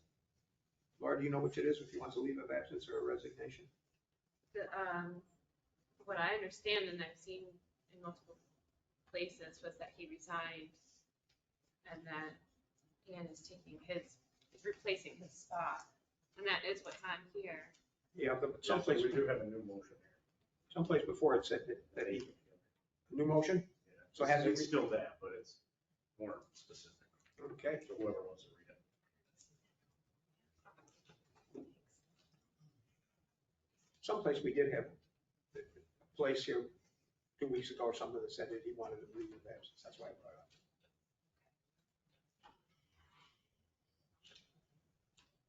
Okay, so I'm gonna read this motion that Nate put together. To approve the appointment of Ann Cookie Schaefer to the Owego Historic Preservation Commission through March 4th, 2024, to fulfill the unexpired portion of Tim Dice's term of office due to Mr. Dice's resignation. That's what it says here in the thing, yeah. I'll second that. We can make it. Any discussion? Yeah, so Mike, we know what has to be done in the planning, we know what has to be done in zoning. Since this is not one of those official boards, is this just your purview? No, it has to be voted on. Because on the other, some of the other boards, an unexpired term. Right. You decided. Okay, but this one is not that. With commissioners. Okay. Which, yeah. All right, so shall we vote? Anybody else have any discussion? Rusty? Yes. Laura? Yes. Dave? Yes. Brian? Yes. Charles? Yes. Yeah. Treasurer's report. Everybody get it? Anybody have any questions? Yeah, I was looking at the bank statement. I'm wondering,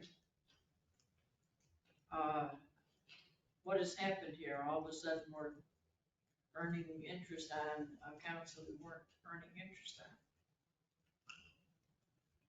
Well, when we had our, when we brought it up, I got with the local bank, told them that, say, hey, we've got competition, you gotta do this, or we're gonna go someplace else. And, they're giving us roughly 4% on pretty much everything that they can at the moment. That's why it's a big increase. Yeah. It's taken them a while, but it's because, you kind of brought it along and they must have got the picture. Okay. It's quite a lot of money in interest. Yeah, I mean, it's better than 39 cents. Yeah. $76 is far better than 39 cents. They had to change some type of classification, whatever they did. Okay, good, very good. It's gone up quite a bit. Okay, and I'm wondering on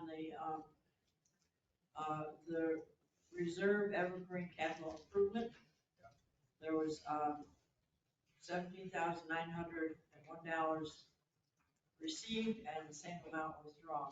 What was that in regards to? That's what grant. For something we did, for some guy,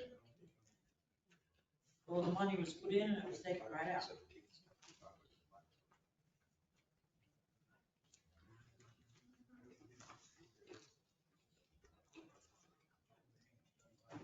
It's 1, 2, 3, 4, 5, 6, 7 lines down.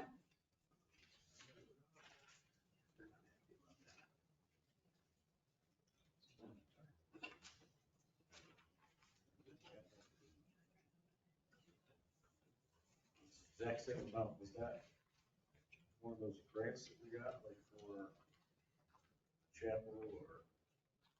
No, no, those grants were through the, Friends of Owego Evergreen. They had nothing to do with the village board, Well, village finances.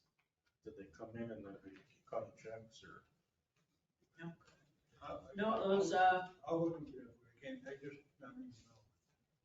That's when they have something we got, paid back out. yeah. And I'd appreciate help you find that out.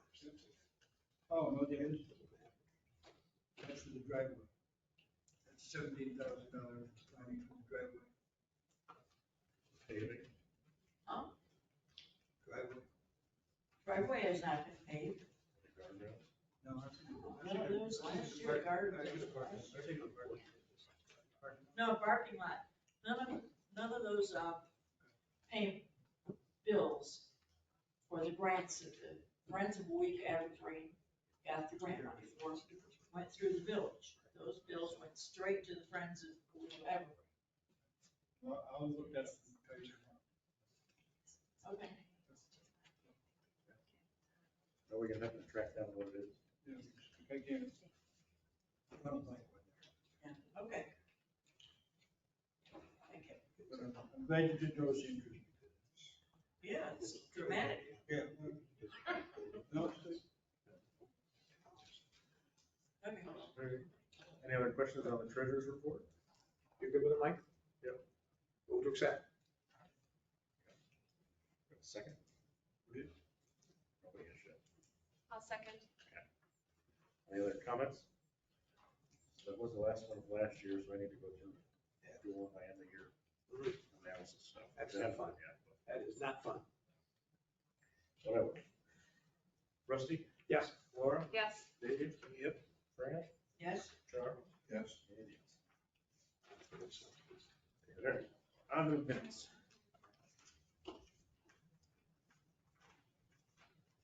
Talk about minutes. So the minutes of this last meeting, August 7th,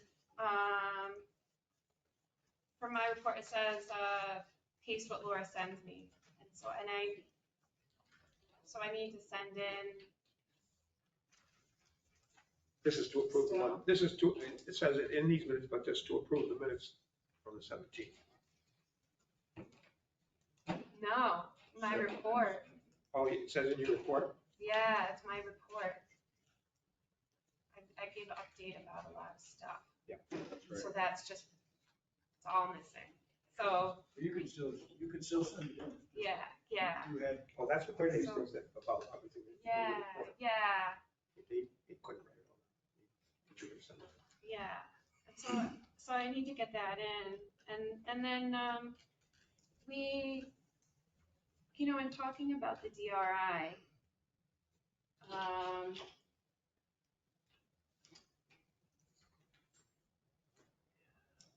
like it says trustee Spencer, Art Park may be back on. And, I didn't say that, right? Like I asked questions about, well, okay, you did say that. You said that. okay. So I was upset with the order of the presentation because we were presented that like, okay, the Marvin Park update is gonna be broken into the two. We've got enough money to pay for half of it, so we're gonna approve the whole project, phase 1 and phase 2, knowing that we only have the money for phase 1. Can I interrupt you? Can I interrupt you a second? Yeah. So when you're sending Rod the later thing about what you said in your report, write that down. Then also write down the stuff you said here if you want it in the minutes. instead of trying to explain it all to them right now, write down what you want in the minutes of what you said, also with that other thing. Yeah. That's all we're waiting for. Is that okay? Yeah, yeah. You know, like this, like they kind of, you know, we can look back and see like what we were discussing and why we made the decisions. And we, you know, we just don't include any of that sometimes. And sometimes when we look back, it'd be nice to have that information, you know. I can't, it's not a stenographer. I take the motions and do that kind of stuff. I can't put down everything that everybody thinks about everything, put it in there. It's on the film, it's on the tape. Yeah. You wanna look at it, you go back and do that. But I do the motions and you guys approve the motions, and that's kind of. That is the nice thing. I try to be Video. a little highlighted what you talk about. I don't go into super detail on everything. Do you want to approve these with your corrections, or do you want to wait and approve them later? I'd like to approve them later. I'd like to wait. And I didn't get a chance to send my stuff in from the last one either. So this is like delaying all the minutes. That's all right. There's actually like no state requirement, we even have to approve them, so. Well, but we don't put them on the website till they get approved, so that's all. But they are available. Actually, Yeah, they're available. required by law. Available in draft. Right. Yeah. Here. And we do have all the videos, so Yeah, that's a nice thing. video. So you can see exactly what everybody said, every second. Good to you. There, trustee reports. Rusty. Mike, I did want to ask you a question. Where are we? Oh, you're probably ready to tell us about DRI when you, in your report. Yeah. Where are we on the art park? Is the soil bad? Did we give up, or did they give up on it? Did the state tell us anything? So the answer to all that's no. We don't know nothing. We don't know any more than we did. Oh, great. So the soil, they did 13 more soil samples. They're sent in for analysis. They're probably gonna come back this week or next week as far as results. And the state is still turning their wheels on the whole moving the money thing. Sure. Oh, we That's expect no probably less. gonna take like months. So. Yeah. So I do have another quick question from the stuff I wrote down at the last meeting. Maybe I didn't get, I might not be getting this stuff very well when I ask James questions here. I wrote down that we were thinking of we had $1,287,000 from Marvin Park. I wrote down that he said that it came in at $2.4 million. Did I? You're wrong. Okay, 190. Because the thing we passed was to accept a bid for 1,785. Right. So did he say something about $2.4 million? Am I just not remembering? I wrote it down that I asked him specifically, how much is this gonna be? And he said, We said around 2 million, but I think that's the 170. I mean, the number's 170. that's what we approved for the bid. Because we got this little, I'm just trying to make it clear for myself. We got the little deal with phase 1, phase 2.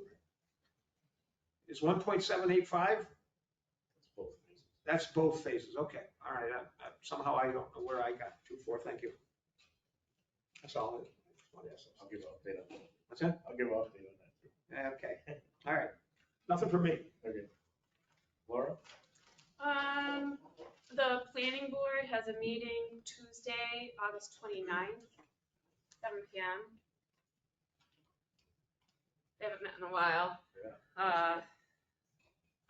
Kim Trahan was here at the last meeting and she requested the documentation to show that the village won the grant. Oh, yeah.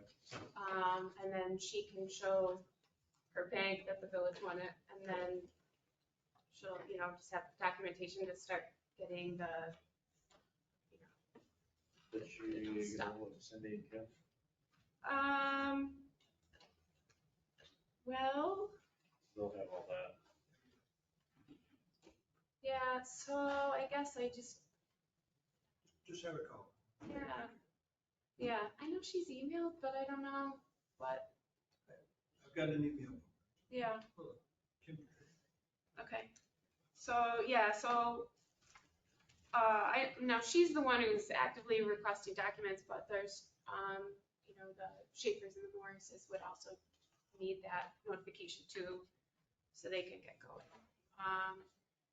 And then, Julie presented at the last meeting, you know, all the grants, the 1.3 million in grants that, she's won for the village in the last year, and she put together the proposal of what she's done and what she would propose to do for the village, and we all received that. And so, let me pull up that was.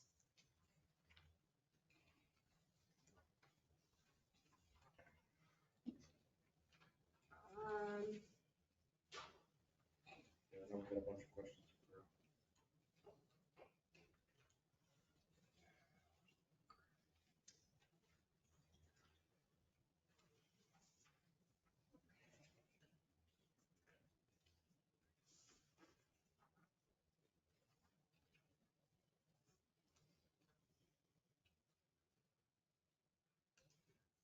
So she would propose to charge us a much lowered rate.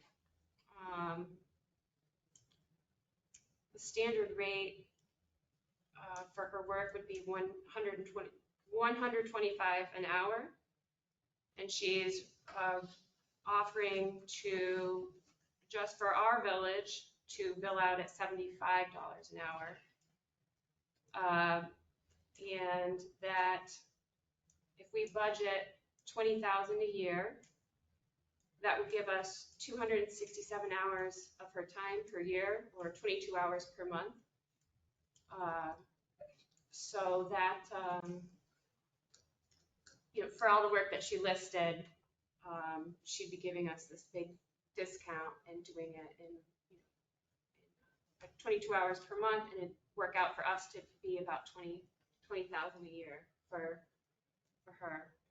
So I propose that we hire Julie Nucci as an independent consultant, J. Nucci Consulting LLC,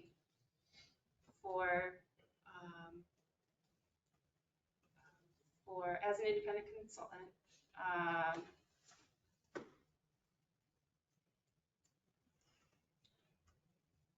With this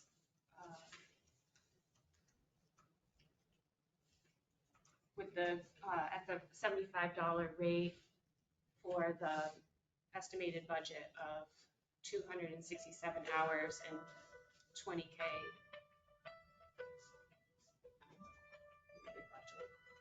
Good suggestion. Yeah. If you're gonna do that, then half of them actually come from the sewer department, half should come from the general fund. Since she's doing I'll be home a little bit. maybe all of us, I don't know how you work it out. That's what I was gonna ask, is where, Oh, yeah, so but that's not in the budget we passed, so.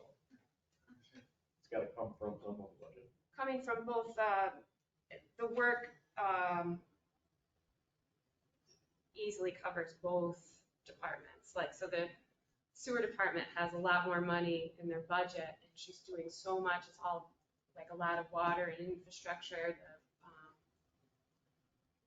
the stormwater, yeah. So it could all come out of the sewer, but a lot of it is DPW. So, you know. Well, I think you need to come up with an exact proposal on all the specifics you're talking about for us to look at to vote on. Well, that's in your email, right? So my what you biggest question, We need an exact proposal.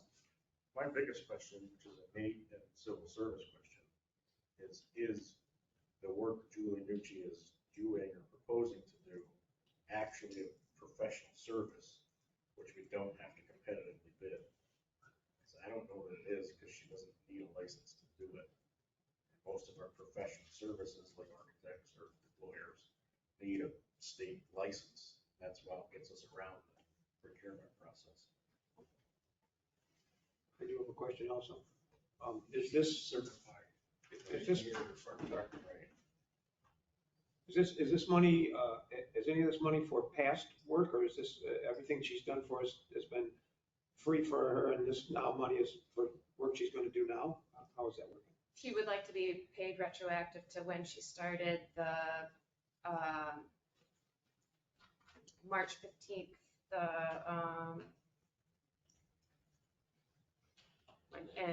when she started doing the, task force job. Is there a number of hours that she Yeah. has put in since then? Yeah, We might like to know that. Oh, yeah, so she's collected down how many hours, and that's how she got the estimate for, how many. How many hours Yeah. does she say she's put in so far?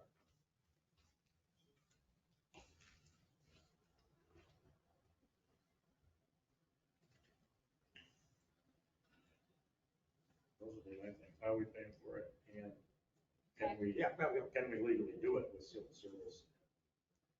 Procurement problems. I just somehow was sniffing that there was some retroactivity. So here's the spreadsheet. I can't see that. Yeah, so this is a spreadsheet of her hours. It's the dates, the times, It's not. the total build, and what the actions were. And at the bottom, so since March 15th to August 21st, Okay. she's spent 78 hours and a quarter. 78 and a quarter hours. And that would be worth $6,618.75. $6,618. So maybe you have any input on this? So, I mean, this would be, if she's I guess there's a question of is she an employee or a contractor? I do think this would be, fall under the professional services type of exception to bidding it if this were a contract. That's because it'd be like a grant writer almost. I'm equating it to that level of like knowledge. So while it doesn't require a professional degree, you still need to have some pretty good knowledge base for the type of work she's done. Aside from that, I think just whether you choose to do this or not will be a board decision. So I did say at the beginning that she would be the independent contractor. So Fran has asked a legitimate question, which is, what is she planning to do? I mean, and she told us in this last presentation about all the things that had happened, but she didn't tell us in that presentation, because we've kind of asked her to come to us with a presentation. Here's what I want to do. Here's what I want. You're doing some of that for her now. Fran is asking for a little more detail of what it is she's planning to do. Maybe I could read the email out loud? No, we need it all in writing, so we can look at it and see what we're voting on.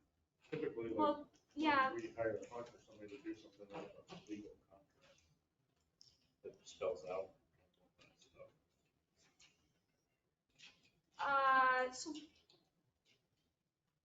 So above what is written on that of, the services that, she says she's doing an offering on that list, what more detail do you need on that list? We need a specific proposal that includes all of where the money's coming from, how much we're paying, how many hours, what's the maximum amount we're contracting for the year, and then we can look at it and vote on it. Just, saying, well, it's an email. No, Yeah, I would say we probably. that's not enough. Like anything else we do, right, we want a contract between us and her. If we're gonna pay her that much money. And we have a contract with people that clean the building, so that we had to vote on, so I assume this would be the same.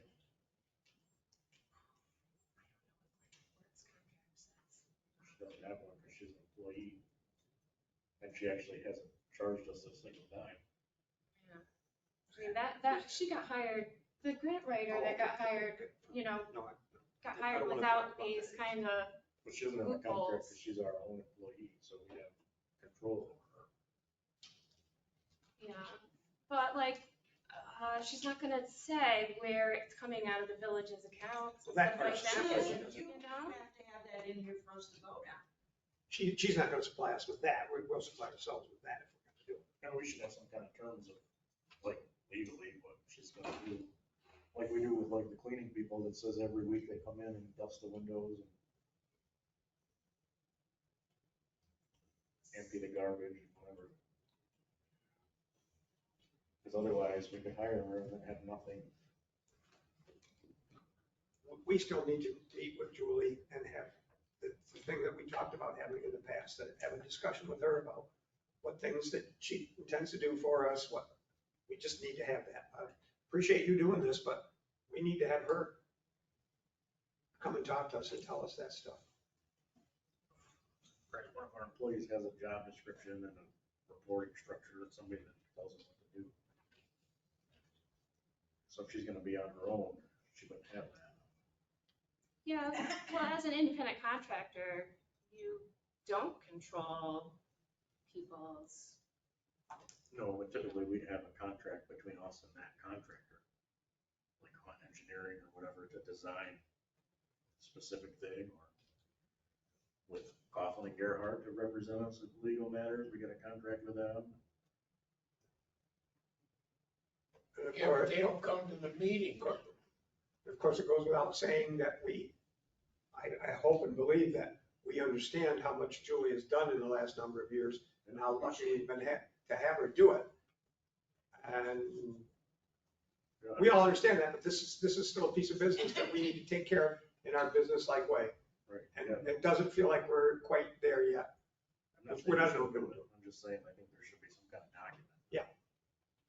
And a document, and we need to know what our plans are. What do you intend? What are you gonna do this year? How many years do you wanna do it? Where are we going on? Where are you going? We need a little more. I move that we table this until we have that. We don't even have a motion yet. Similar to we have with the school that we've been talking about, I mean, something that if we sign, if she signs, it's clear. What do you think about that, Laura? What do you think about us having her? We've said this a number of times, having her come and present. She came and presented what. She did come and She present. presented what she did, but she didn't present what she's gonna do. You're giving us her terms. She didn't come and give us her terms. Well, she sent this to us, so, here's the list of tasks that she's willing to take on. Oh, okay, well, I don't get upset. Yeah, she asked to have it put in your bin. Okay. Yeah, she sent it the day after our last meeting, when we requested all this. Yeah, I just wanna make sure it's all legal. Laura, I'm suggesting that you write up a specific proposal with all the details and bring it to us to discuss and then vote on. I mean, just to say, well, it's an email, no, that's not good enough. I mean, write it up. And my suggestion would be that you don't do it, that Julie does it. Right. Julie brings it to us and talks to us. So that last time we did what we did, but we didn't get to this piece. Yeah, but she wrote it up, so. Okay. Okay, so you just want her to write it up No, I want you on something you else? to write up exactly what you're talking about, every detail, so we can look at it as a whole. Okay? This We're is not, talking about different details. this is not an attack on anybody. No, I would. I'm not about to attack anybody, but this is us attempting to do something right this minute. I didn't, for whatever failure I made, I didn't see it, my fault, whatever, I didn't take any action, I don't know it. My responsibility to do it. Anybody else here get a chance to look that over and think about it and go through it? I read the list. What's that? I read the list, so I actually, You didn't get a chance to see it. yeah, I told her thank you. I don't know if we're prepared at all. I would just want something with like terms. Yeah. Like we have for any other service that we bid out, not bid out, but go out to get people to do. Just like we subcontract with the school. Right, the same kind of document. That's what I want to see. No, you got it all specific. Just to make sure that we're doing everything we're supposed to do. I've never I've never written a hiring contract, but maybe No, it's not a Nate help or contract, something, like, proposal to us, to the village board. Exactly what you want us to vote on. I'm sure they could help us with it. I mean, I would probably just prepare what I would call a professional services agreement, but it would need to have, some of the things that Fran's mentioned, and they might be in an email, Laura, but, if Julie sent an email saying, here are the terms that I'm proposing for my services agreement, that would be something that I could take and put into a more fleshed out agreement. Okay. I can forward you the email and then we can try to Yeah, and that'd be good. put it in shape. Yeah, and if I've got questions, about anything that I think might be missing or otherwise, I can follow up with Julie directly on that. And we need to have specifically where the money is coming from out of the Yeah, that's us. village. That's an us. Yeah, I know, that's our, okay. We didn't budget for it. We're in this year, so we gotta figure out where we're. I'm talking about the resolution for the board to vote on. Right, that's true. But yeah, I'd like to see, like Nate said, a professional service agreement that outlines all that liabilities, the normal stuff that we do. If we're gonna pay her. And she's not gonna be, she probably wants that too for her own protection, I would think.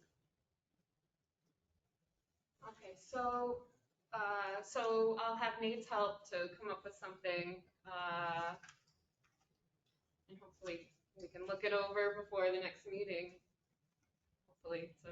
Are you okay with that? I mean, because this is what the board is telling you that they want to do. You can still make a motion and attempt to do this, but the board's kind of not ready for that. Yeah, we don't have. So you can still do it if you need to or you have to, but it doesn't sound like the board's ready to do that right this minute. No, I will wait and get this, try to get it onto another more official You paper. communicate with Nate and you and Nate collaborate on it. But still, that's only one piece of it. That's the piece of the professional piece. It still hasn't been decided by the board and with our discussions we do, because we're not having a big discussion like this or an interview with her, or just like we'd interview somebody for a job and talking to her. So this is what you say you want. We want a little more detail about what you're gonna do. Yeah, you send an email, but I don't know if we're in the process, even though we're talking about putting the contract piece together properly. I don't know if we're in the process yet, in the place of being able to decide. Even with the document. Oh, Laura, I'm all for us hiring Julie. I think it's a great idea. Just we need specifics. That's all I'm saying. What's next? Keep going. You got nothing? Let me think for a second. Sorry. OHPC is doing just fine with applications and moving things along, going well. They'll have their next meeting. First Thursday. The first Thursday, September. The planning board's actually gonna have a meeting Tuesday, August 29th. It's been a long time. So they will meet. I didn't see zoning get called up for that. Yeah. Yeah. So it's open to the public? Yep, it's here at 7 o'clock. And if it's certain activity, it has to be a public hearing. I don't know what the thing is and how far they're going, but That's a public hearing, yeah. it is a public hearing. It is a public hearing, Okay. yeah. Yeah, is it on the Kathy's? Yeah, it's a rooftop addition on a building for Main Street. Kathy's Cakes. Like a She wants to do, Oh, the old curved, curved building. She that wants to diner? do something on the roof there. the roof that leaks down, good. Right, well, that's fixing it, he wants to do something up there today, So anyways, that's next Tuesday. up. And that's it for me. Dave? The only thing I had was, I think Charles is gonna check into that on the fire department garage doors. Whether we were credited for not getting the glass or why we did not receive the glass that we requested on the estimate. And maybe we can hold off on painting that door until, or putting any flags or anything on it until that is resolved. Good point. That's it. Right? Okay, well, I have a couple of things to bring up on the cemetery. Back a couple of meetings ago, it was proposed that there be $10,000 of interest that was earned in this last year from the perpetual care fund to go into some DPW projects. The fact is, there was only $1,211 in interest earned in the last year. There was no 10,000. Well, that's not what the investor told me when I had to call him on the phone. Well, it's what you reported to us. That report, that only shows the interest every, like. I've got the bank statements for the last year. And it has not, you have not earned, according to the bank statements, you have not earned that much. That's not according to the bank, but that's okay. Well, You showed it to me. Showed it to me. I showed you. Since August of last No, year. not that. Show me what you have from the bank. What do you have from the bank? I'm going by what you have reported to the board. What you have reported. We're checking on it, because we haven't spent it. You told me there was 10,000 in interest. That was- According to the bank that was- statements, there that is will not. show up in next month's report. It's always a month behind. We just took it out. So Fran, if we clear up whether the interest is 1,000 something or 10,000, what, is there something that you want to say or do about that? Yes. Okay.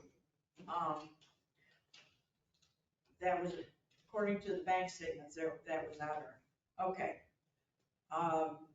Back in April of this year, there was, suddenly found a fund that was given by a lady by the name of Doris Edwards. Was it back in August of 2007. She set up this contract through her attorney for $100,000 that would be, funds would never be, principal would never be touched. The interest could be used to maintain the historic integrity of the cemetery by repairing headstones that are 100 years or older, and the funds cannot be used for general mowing or general maintenance. Now, we were told back in April that that 100,000 got put in the perpetual care fund. Okay. Up until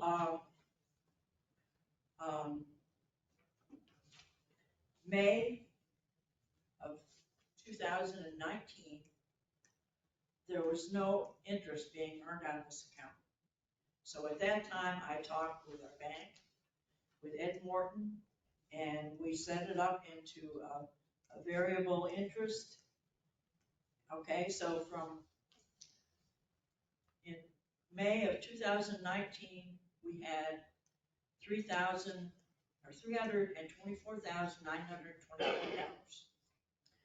And as of now, we have $349,612. So that is $24,680.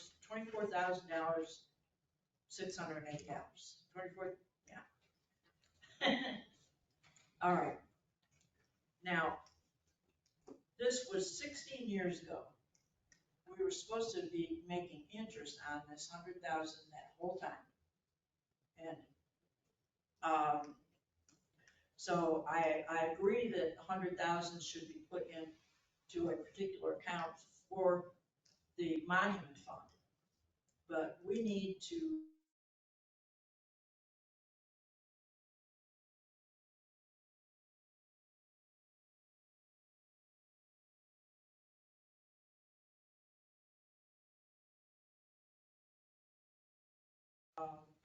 for clarity with the bank. I've asked for clarity from Nate, and no one has come up with it. So I'm proposing that we take $100,000 from the perpetual care fund to put in this fund that for the monument. Okay, it's I'll read it here. Repair. Okay. Evergreen Cemetery Headstone Repair Reserve Fund. Okay, put $100,000. Take that other $24,688 and put that into another account that can be used for the monument repairs. Can I ask you something, Brent? Sure. So what's the 24,000? I heard you say something about 300,000 a minute ago. Okay. But what's the In the 24? last 4 years, From 2019 till now? right, we have earned $24,688. Off of 100 or off of 300? Off from the 300,000. Off of 300. But the thing is, this 100,000 was given 16 years ago. Yep. And so there should have been interest earned on that. So what, and we don't have all that information right now, but where would that have been put 16 years ago? In the general fund, or not the general fund, but the perpetual care fund? Well, I was told it was put in the perpetual care fund. So the thought process there would be, what kind of interest was earned for those 16 years? Not that we can get it or anything, but just to answer your questions, what kind of interest did we get on the perpetual care fund over that time frame? We don't have a tracking of that interest, but what kind of money did we make on that? Well, we can go back and check on the at 2007 as far as what was in the perpetual care fund. If you want to go back that far. Well, what we need That's to know if the when banks have is what was the 100,000 interest rate at those times? Well, our records, we should go to the village records and find out what was in that account at that time. But the only matter, the point is that there was 100 supposed to be in there for that piece. If the interest rate in 2007 was 3%, then it doesn't matter, we could try to do the exact thing, but we won't do the compound and everything. Then $3,000 should have been the interest that year. And if it was 2% the next year, it should have been 2. If it went up to 10 the next year, we could tell how much interest there should have been, but that doesn't mean that then we have to decide if we're gonna try and do something about that. But you can get the information. It won't be hard to get the information. If that's important to you, to get the information of all the interest that should have been accumulated from that money. But even, so if it turned out 16 years and it was an average 3%, and we didn't compound it, that's almost 50%.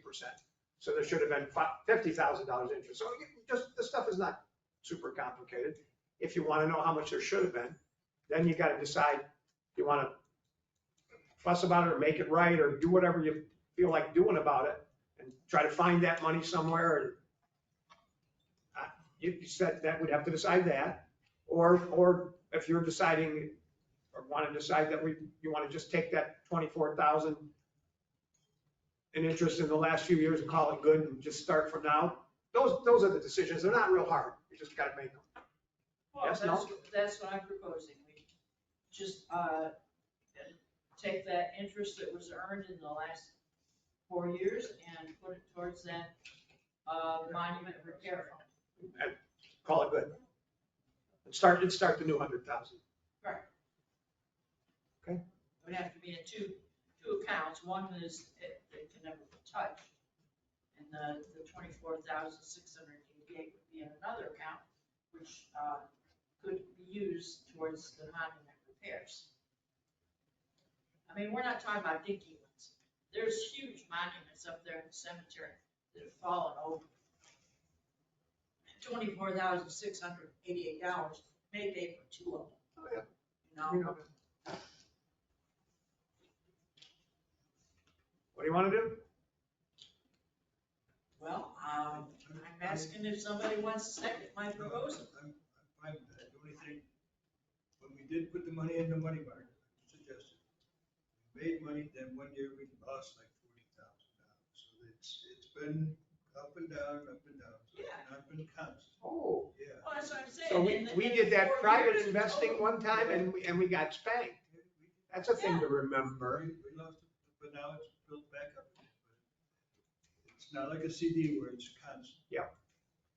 So the total is that we have earned in the 4 years is $24,688. But that's including the 200,000 that's on top of the 100,000.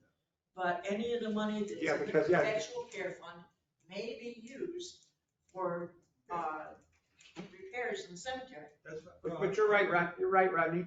That of that 24,000, 16 was made on the other 200 and 8 was made on the 100. But do we want to put that 24 in there and call it good for all those 16 years? Is that what we want to It do? goes for a good thing like fixing the monuments, I'm all for it. Because it's all going to the cemetery and something good. Yeah, if it came from this perpetual care, the other one, I don't know. Okay. Make a motion that I can understand. Okay, I make a motion that the $100,000 that had been given by the Doris Edwards Trust to the village, which had been put into the perpetual care fund, be removed from the perpetual care fund and put into a another account, which is the Evergreen Cemetery Headstone Repair Reserve Fund, of which only interest can be taken off each year. That's the stipulations of the trust. Make that one motion. And then make another one about the interest. Because it's gonna be a long involved Okay. thing.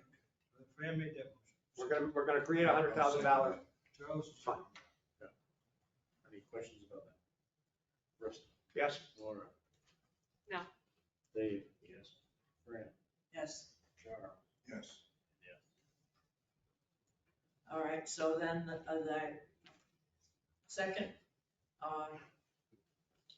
request or resolution is in order to make good on the interest that should have been earned for 16 years on that perpetual care fund amount for the headstones, that the interest which has been earned in the last 4 years of $24,688 be put into a separate account to be used for headstone repairs only.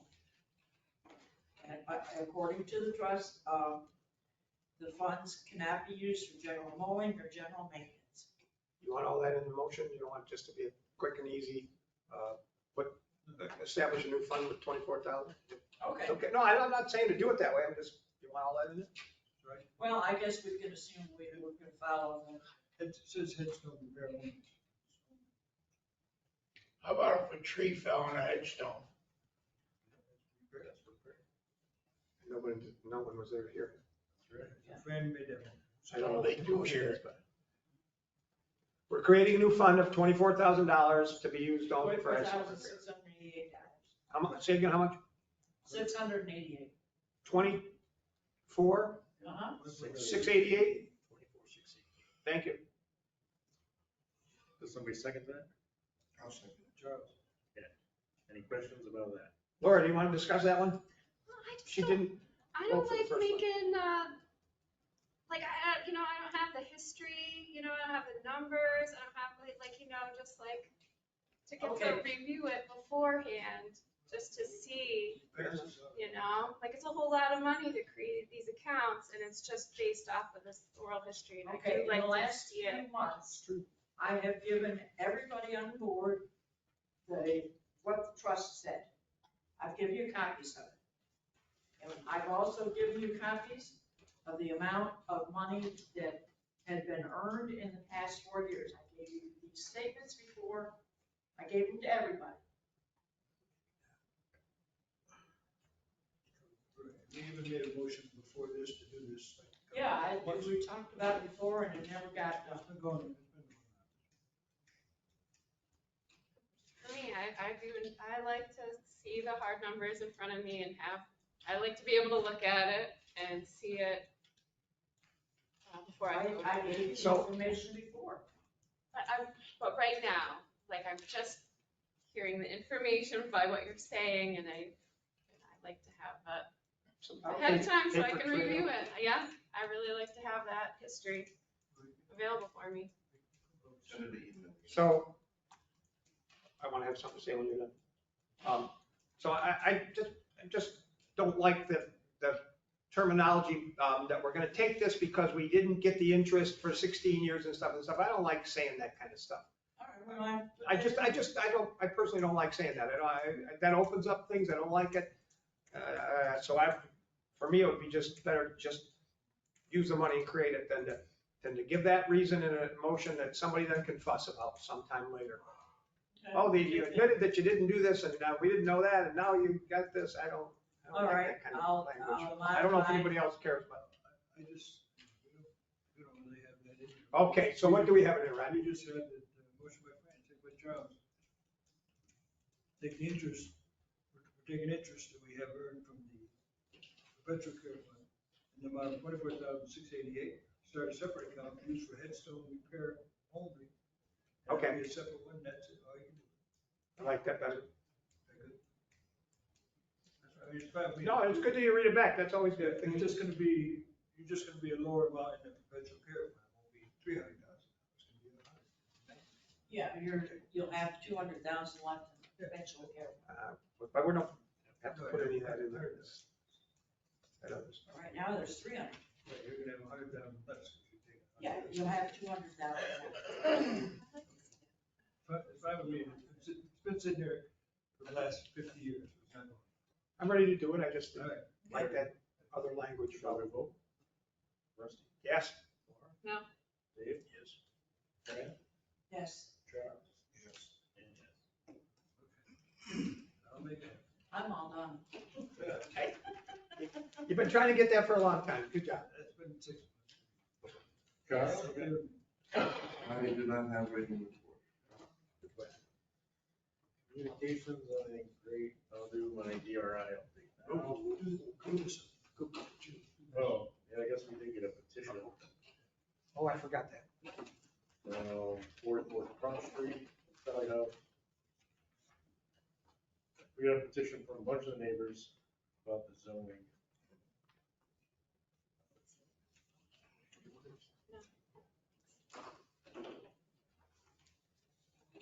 So I think everybody has a copy. No, I didn't give everybody a copy. I don't know if they want them or not. You should have taken. Some of the neighbors on Front Street. This we just filed. Right. Okay. We don't have to do anything. They're just making a petition, give it to us. We've received it. Unless I talked to Nate earlier about this. And they were issued a notice that their event center is not within the zone. They're not supposed to hold events there. They appear to still be advertising for events.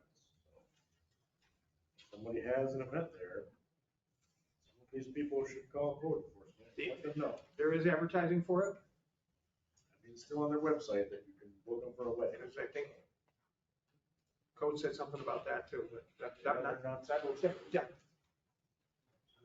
So that's an informational item for you. Yep. Petition to the board.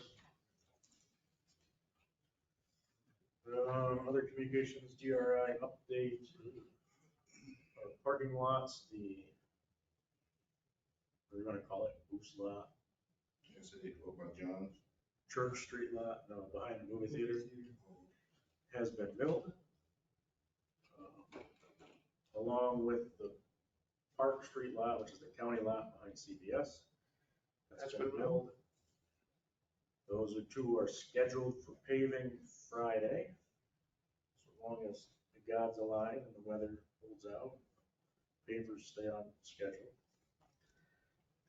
The Hyde lot will be next. They're waiting for some materials that are on order still. So we're thinking like early September for the Hyde lot. For the milling? Yeah. Early September, okay. I could only imagine where everybody's parking. That is good, Mike, because, Yeah, it's a mess. that is good because as far as I know, that the the property owners behind have not gotten to both are yet to Right. tell what they need to That'll be be done. the So next step. that's a good thing for some more time for that. So that one's got a couple of weeks. The other ones, that's all sorted out.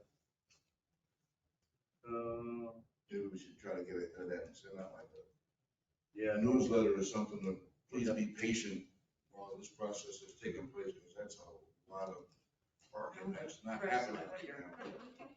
Yeah, I know it's a mess. The whole village is a mess, but you gotta have a mess to improve anything.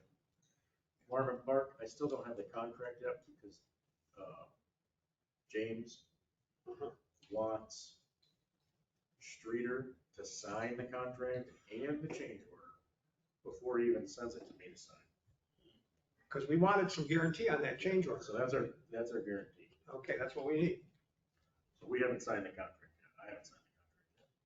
Because we don't have it from them signed with the contract and the change order.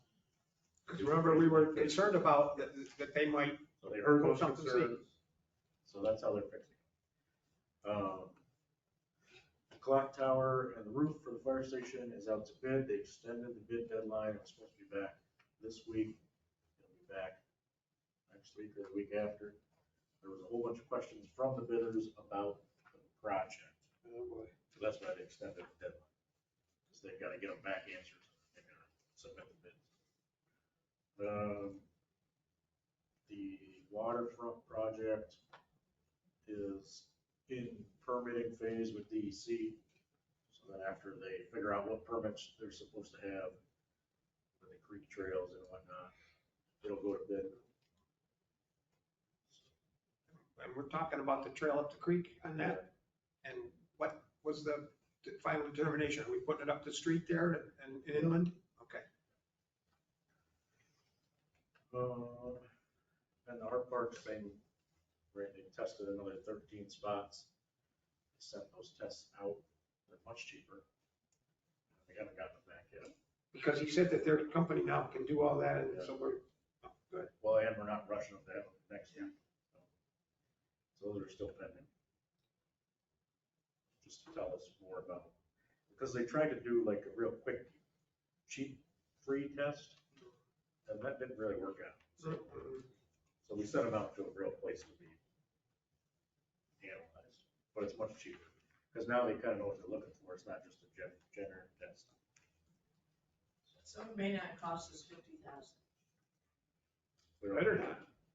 The test were $2,000, I think. Mayor's report pretty much just covered it all. Have you heard from the state on asking to transfer the funds? No, other than Julie said that that is like a 6-month process. So that's why we've got the 2 phases, and the contractors On Marvin, yeah. knows they can only do the first phase until we get money. Okay. That's pretty much how it's gotta be then. I mean, 6 months to know whether we can do it at all. And they gotta get started. It's gotta be just one. Can't do both of them. What time do you have that update? 10 o'clock every Friday. Which I sent the link, because you don't have to be here, but I can, it's a go-to meeting thing. I can send it out again. Always an interesting meeting. What you normally hear, right? Yeah, I said that, but then I had a doctor's appointment last week. Let me know if you hear it. But yeah, normally. here most Fridays, every day, all day. Especially now school will be starting, so I'll definitely be here probably. Unless I'm mowing my yard. What else?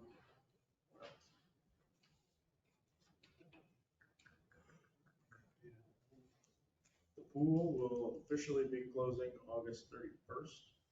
We tried to extend it to Labor Day, but not enough of the lifeguards are available for that extra 4 days or whatever it is. We didn't get out August 31st last year, so that's longer than we had. Do we have one of the lifeguards in place for next year? Yes, I think so. As far as the pool director.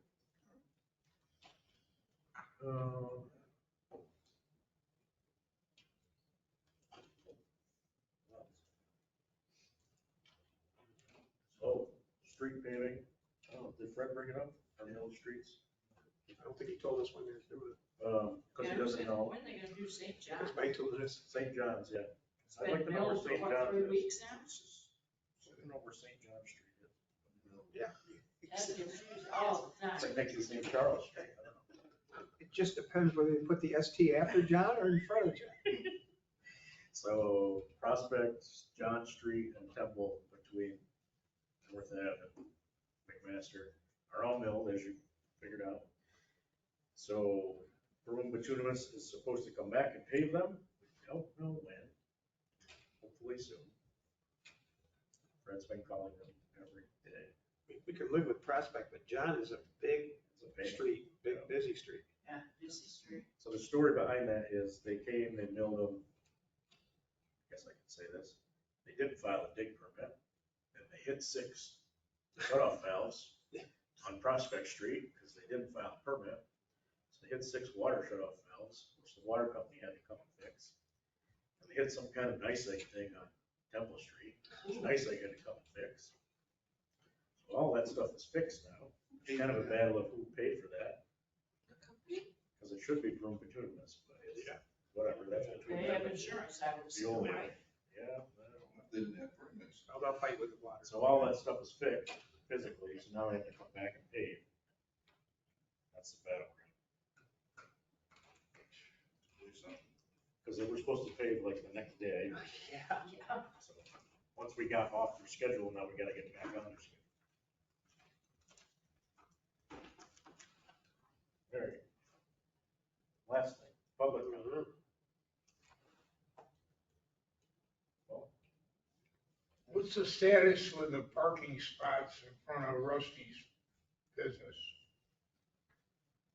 I mean, that was 2 weeks ago. I figured, hey, geez, by now maybe somebody'd have some kind of an inclination. There's hasn't been a bus there in years.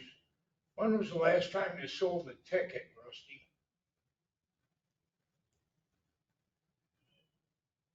I got a real issue with that whole situation. I'd like to see that, is the business even open? I see your open sign. It looks to me like you're entrapped. Like if you're in there, if there's ever a truck to hit you in the front, how do you get out of there? I got an issue and I don't know why this board just can't, why I get a zip for an answer.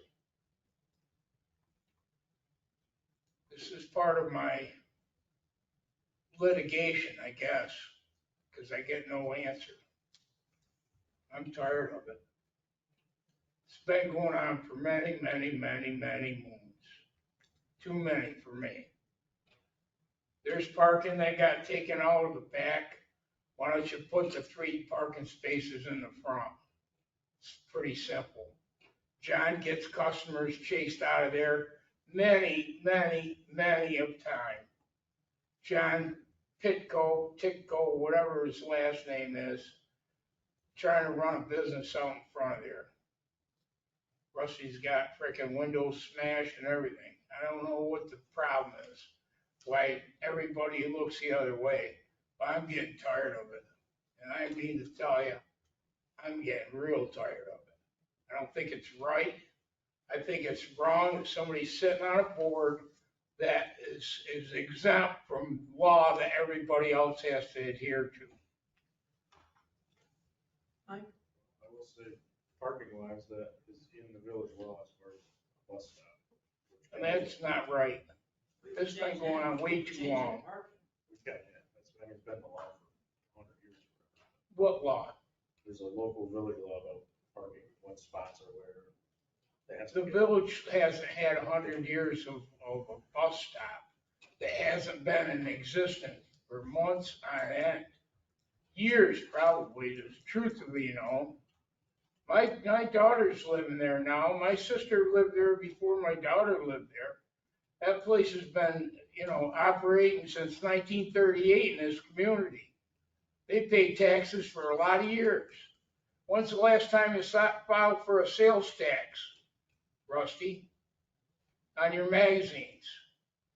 I'm getting tired of it. I'll be honest with you. I'm just really fed up with it. And the state of New York, the village, the county, the town, zip. And it's just not right. And that's why I called Coughlin and Gerhardt today, and I asked them to be here. Because I wanted to look the guy in the eye. I am not going to turn around and look at him. I don't think it's right. I get nothing out of Rusty. And something ought to be done. Rusty shoots his mouth up at everybody else, including the pedophile that he had a discussion about me.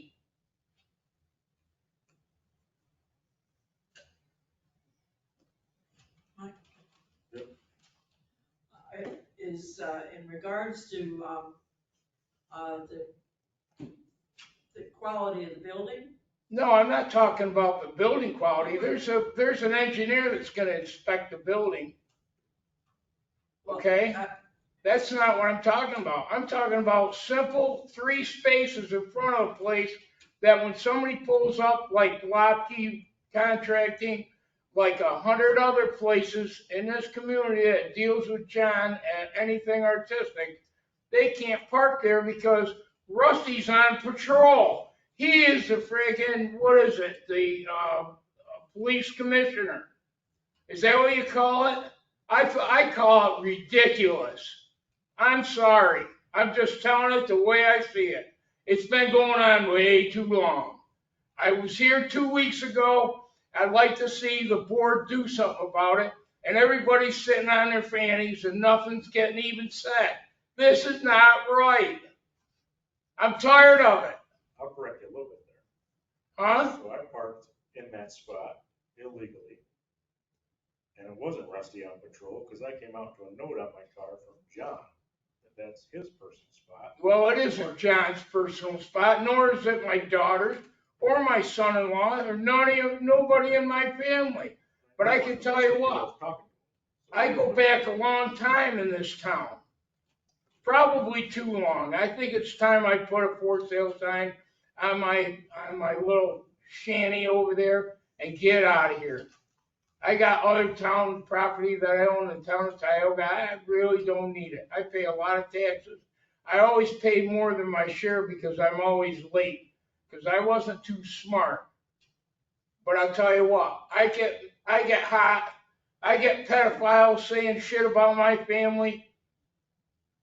And I'm not happy. And this disgusting thing over here that talks about me with the pedophile is ridiculous. And you know exactly who I'm talking about, Rusty. If you want, I'll read his name out so everybody is public now. No, please, that's not, Who's got your? that's illegal. You get my drift? We got your drift, I think that's good. I think I've waited 2 weeks. Now I need to have a little, why can't I get some kind of rebuttal? That's up to them, but you shouldn't raise your voice, you shouldn't get out of hand. I get excited. I know. And I'm leaving. You know what, Rodney? I'll tell you what, that's why there's litigious.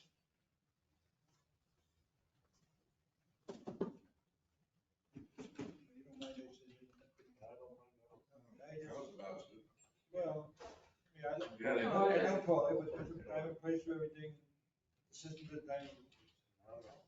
Okay. No, previous, at the beginning, you talked about the condition of the building. That's what I was gonna say to him, if you have a problem with the condition of the building, you gotta go to court, code. There's a process for everything. We don't decide that, code enforcement decides condition of the building. He just. Yeah. He decided. All right, any other public comment? You got now? He pointed at me, I thought he was. I got a couple, actually, no, I got a couple of things. One is that, 81 Main, or 81 North Ave, when, the land bank takes that over, will they do the work on that? Did they have to go in front of OHPC? Yeah. Okay. That was the one thing. This kind of messed me up here. Yeah, it does, so. Did you get a chance to talk to the chief about what I had sent you? About the homeless? In a little, letter, something in the paper. Oh, yeah, yes, we have a meeting Wednesday. So I'll bring that up for sure. What are they thinking now? I can't remember. Oh, the storage law there. You gotta remember, like 25% of those people are gonna violate that law because they don't know about it. Right. If you get somebody new that's coming from out of state, they're gonna have their stuff packed up in that pod and already on their way here. Just gonna show up. And they're gonna show up, the pod's gonna be there and they're gonna show up 2 weeks later. And people ship that way, because like my brother moved here to Washington. Now he moved from Washington back, that's how he does it. That's a really good point with unintended consequence that people wouldn't know. about. They're saying you should do some fucking storage units on Fox Street, but come on. Especially since I saw some guy lurking around there last night, 11 o'clock in the morning, out of there. That's some interesting activities in general. Anything else? That was gonna be my question about these storage container things.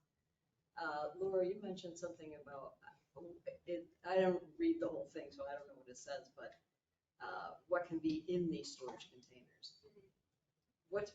Can you read that again? What does it say? Well, it sort of said what definitely cannot be in is, No stinky stuff. yeah. I mean, like it's the like new legal substance that. Well, yeah, Can you- no can you illegal grow- can you- materials. Can you grow stuff in there? No, you couldn't. You wouldn't be able to have live or illegal substances. Well, Or they're materials. now, it is legal. Well, only illegal substances are illegal, right? Legal. Well, Like legal things are okay. but you can grow things in there with grow lights? No, that wouldn't be That's an not storage. acceptable, Right. yeah, Does that wouldn't be take more than 90 acceptable. days? That'll be a hot house. So it says, I'm gonna find it. it says, the combustible and toxic materials, like you can't use this to store harmful chemicals. You can't store, food or, you can't store food or animal waste and stuff. Can't grow cannabis. Biodegradable waste, food, kitchen waste, household hazardous waste, solid waste, garbage or illegal toxic or hazardous materials as defined by blah, blah, blah, toxics or hazardous material, petroleum products, fuels, organic solvents, heavy metal sludges, and You can't store garbage. that will not be, Yeah, straight up those that will are not be, never allowed. I would expect when we pass that law, if we pass that law, that will not be all inclusive. Because generally, when you pass a law, you say, these things amongst others, you don't try to leave open somebody to put something terrible in there that you didn't happen to think of. I mean, it sounds like when you're moving, moving companies will not take any of that stuff. So it sounds like it's the same list of stuff. Like you can't ship a gas grill Yeah, sure. container, LP container, they won't take, because In general, you're not supposed to put anything organic in a storage container because, for example, California has all kinds of laws about bringing in stuff. You're not supposed to put any it gets too any kind of food or thing like that. Too hot, too They're cold. supposed to put motor vehicles in storage units, see, we'll do it. Right, because we got gas in, they can put up there. Now, when somebody has a building permit and doing construction, is where it says that you can't have anything in there other than either construction material or debris. You can't have a piano in there, that's what I was saying earlier. You can't have your personal stuff in there. If it's there for, but not, the garbage you can't have in any term, but you can't have, you can't store stuff in there for, like if you moved across the country and you were going to have a building permit, well, you can't leave your stuff out there in that container. Did it say this, does it say the size of these things? Yes. Yeah, so they're 16, so the largest it can be 16 foot in length, 8.5 feet high and 8 feet wide. That's like half an ISO container. And there's also a cubic foot, that's the largest size, and there's also a cubic foot measurement of 1,000 cubic feet at the most. So I guess I'm interested in what do we do for This is her. new residents moving in with that law? Like, how could we, I don't know. yeah, I like, would suggest that you make sure that all the realtors know, right, local realtors know, so that when they put the houses up on the market, they've got somebody from out of town. They can make them aware of that before they, How they will know but is then that, again, how they will know is that when they place that storage container there, the code guy will go over there and he will say, a permit is required, and it is required, you have technically broken the law, it is required right now. You must go down to the village offices right now and get that permit. And if you don't, our law says that we may dispose of this container and everything in it immediately. That's how they will know. Yeah, but we should, like you said. but that's not really a great first That's not- impression. I didn't say it was- I didn't say it was great. Coming into the. I didn't say it was great, but there's not a Well, good, a practical way. yeah, No, there's not a good practical way. Well, to let no, people know. but I mean, yeah. it's not a I good would like first impression something, to come, show up at your new house with a sticker slapped on your storage unit. Yeah. It says, get your permit or we're yanking it. There's a, what did we move into? yeah, But you know what? You don't do that. well, You go and knock on their door and you say, hey, welcome to the neighborhood, here's the cookies. And we do have some rules and laws, and here's one, and it's reasonable and it's strict, and you need to take care of this. So you don't do that. You don't go slap a thing. Provider here, a lot of the storage containers show up before they get here. But yeah, that's something we gotta yeah, figure out. I don't want any homeowners to get like, that kind of welcome, so we could think about that a little bit. Sign up on the village, storage container permits required. Right under welcome to Owego. Storage container permit required. At the Teresa, did you have other realtors stuff? know in the area. No, But yeah. Okay. All right, anything else? All right. See you guys next. We all done? Oh, yeah.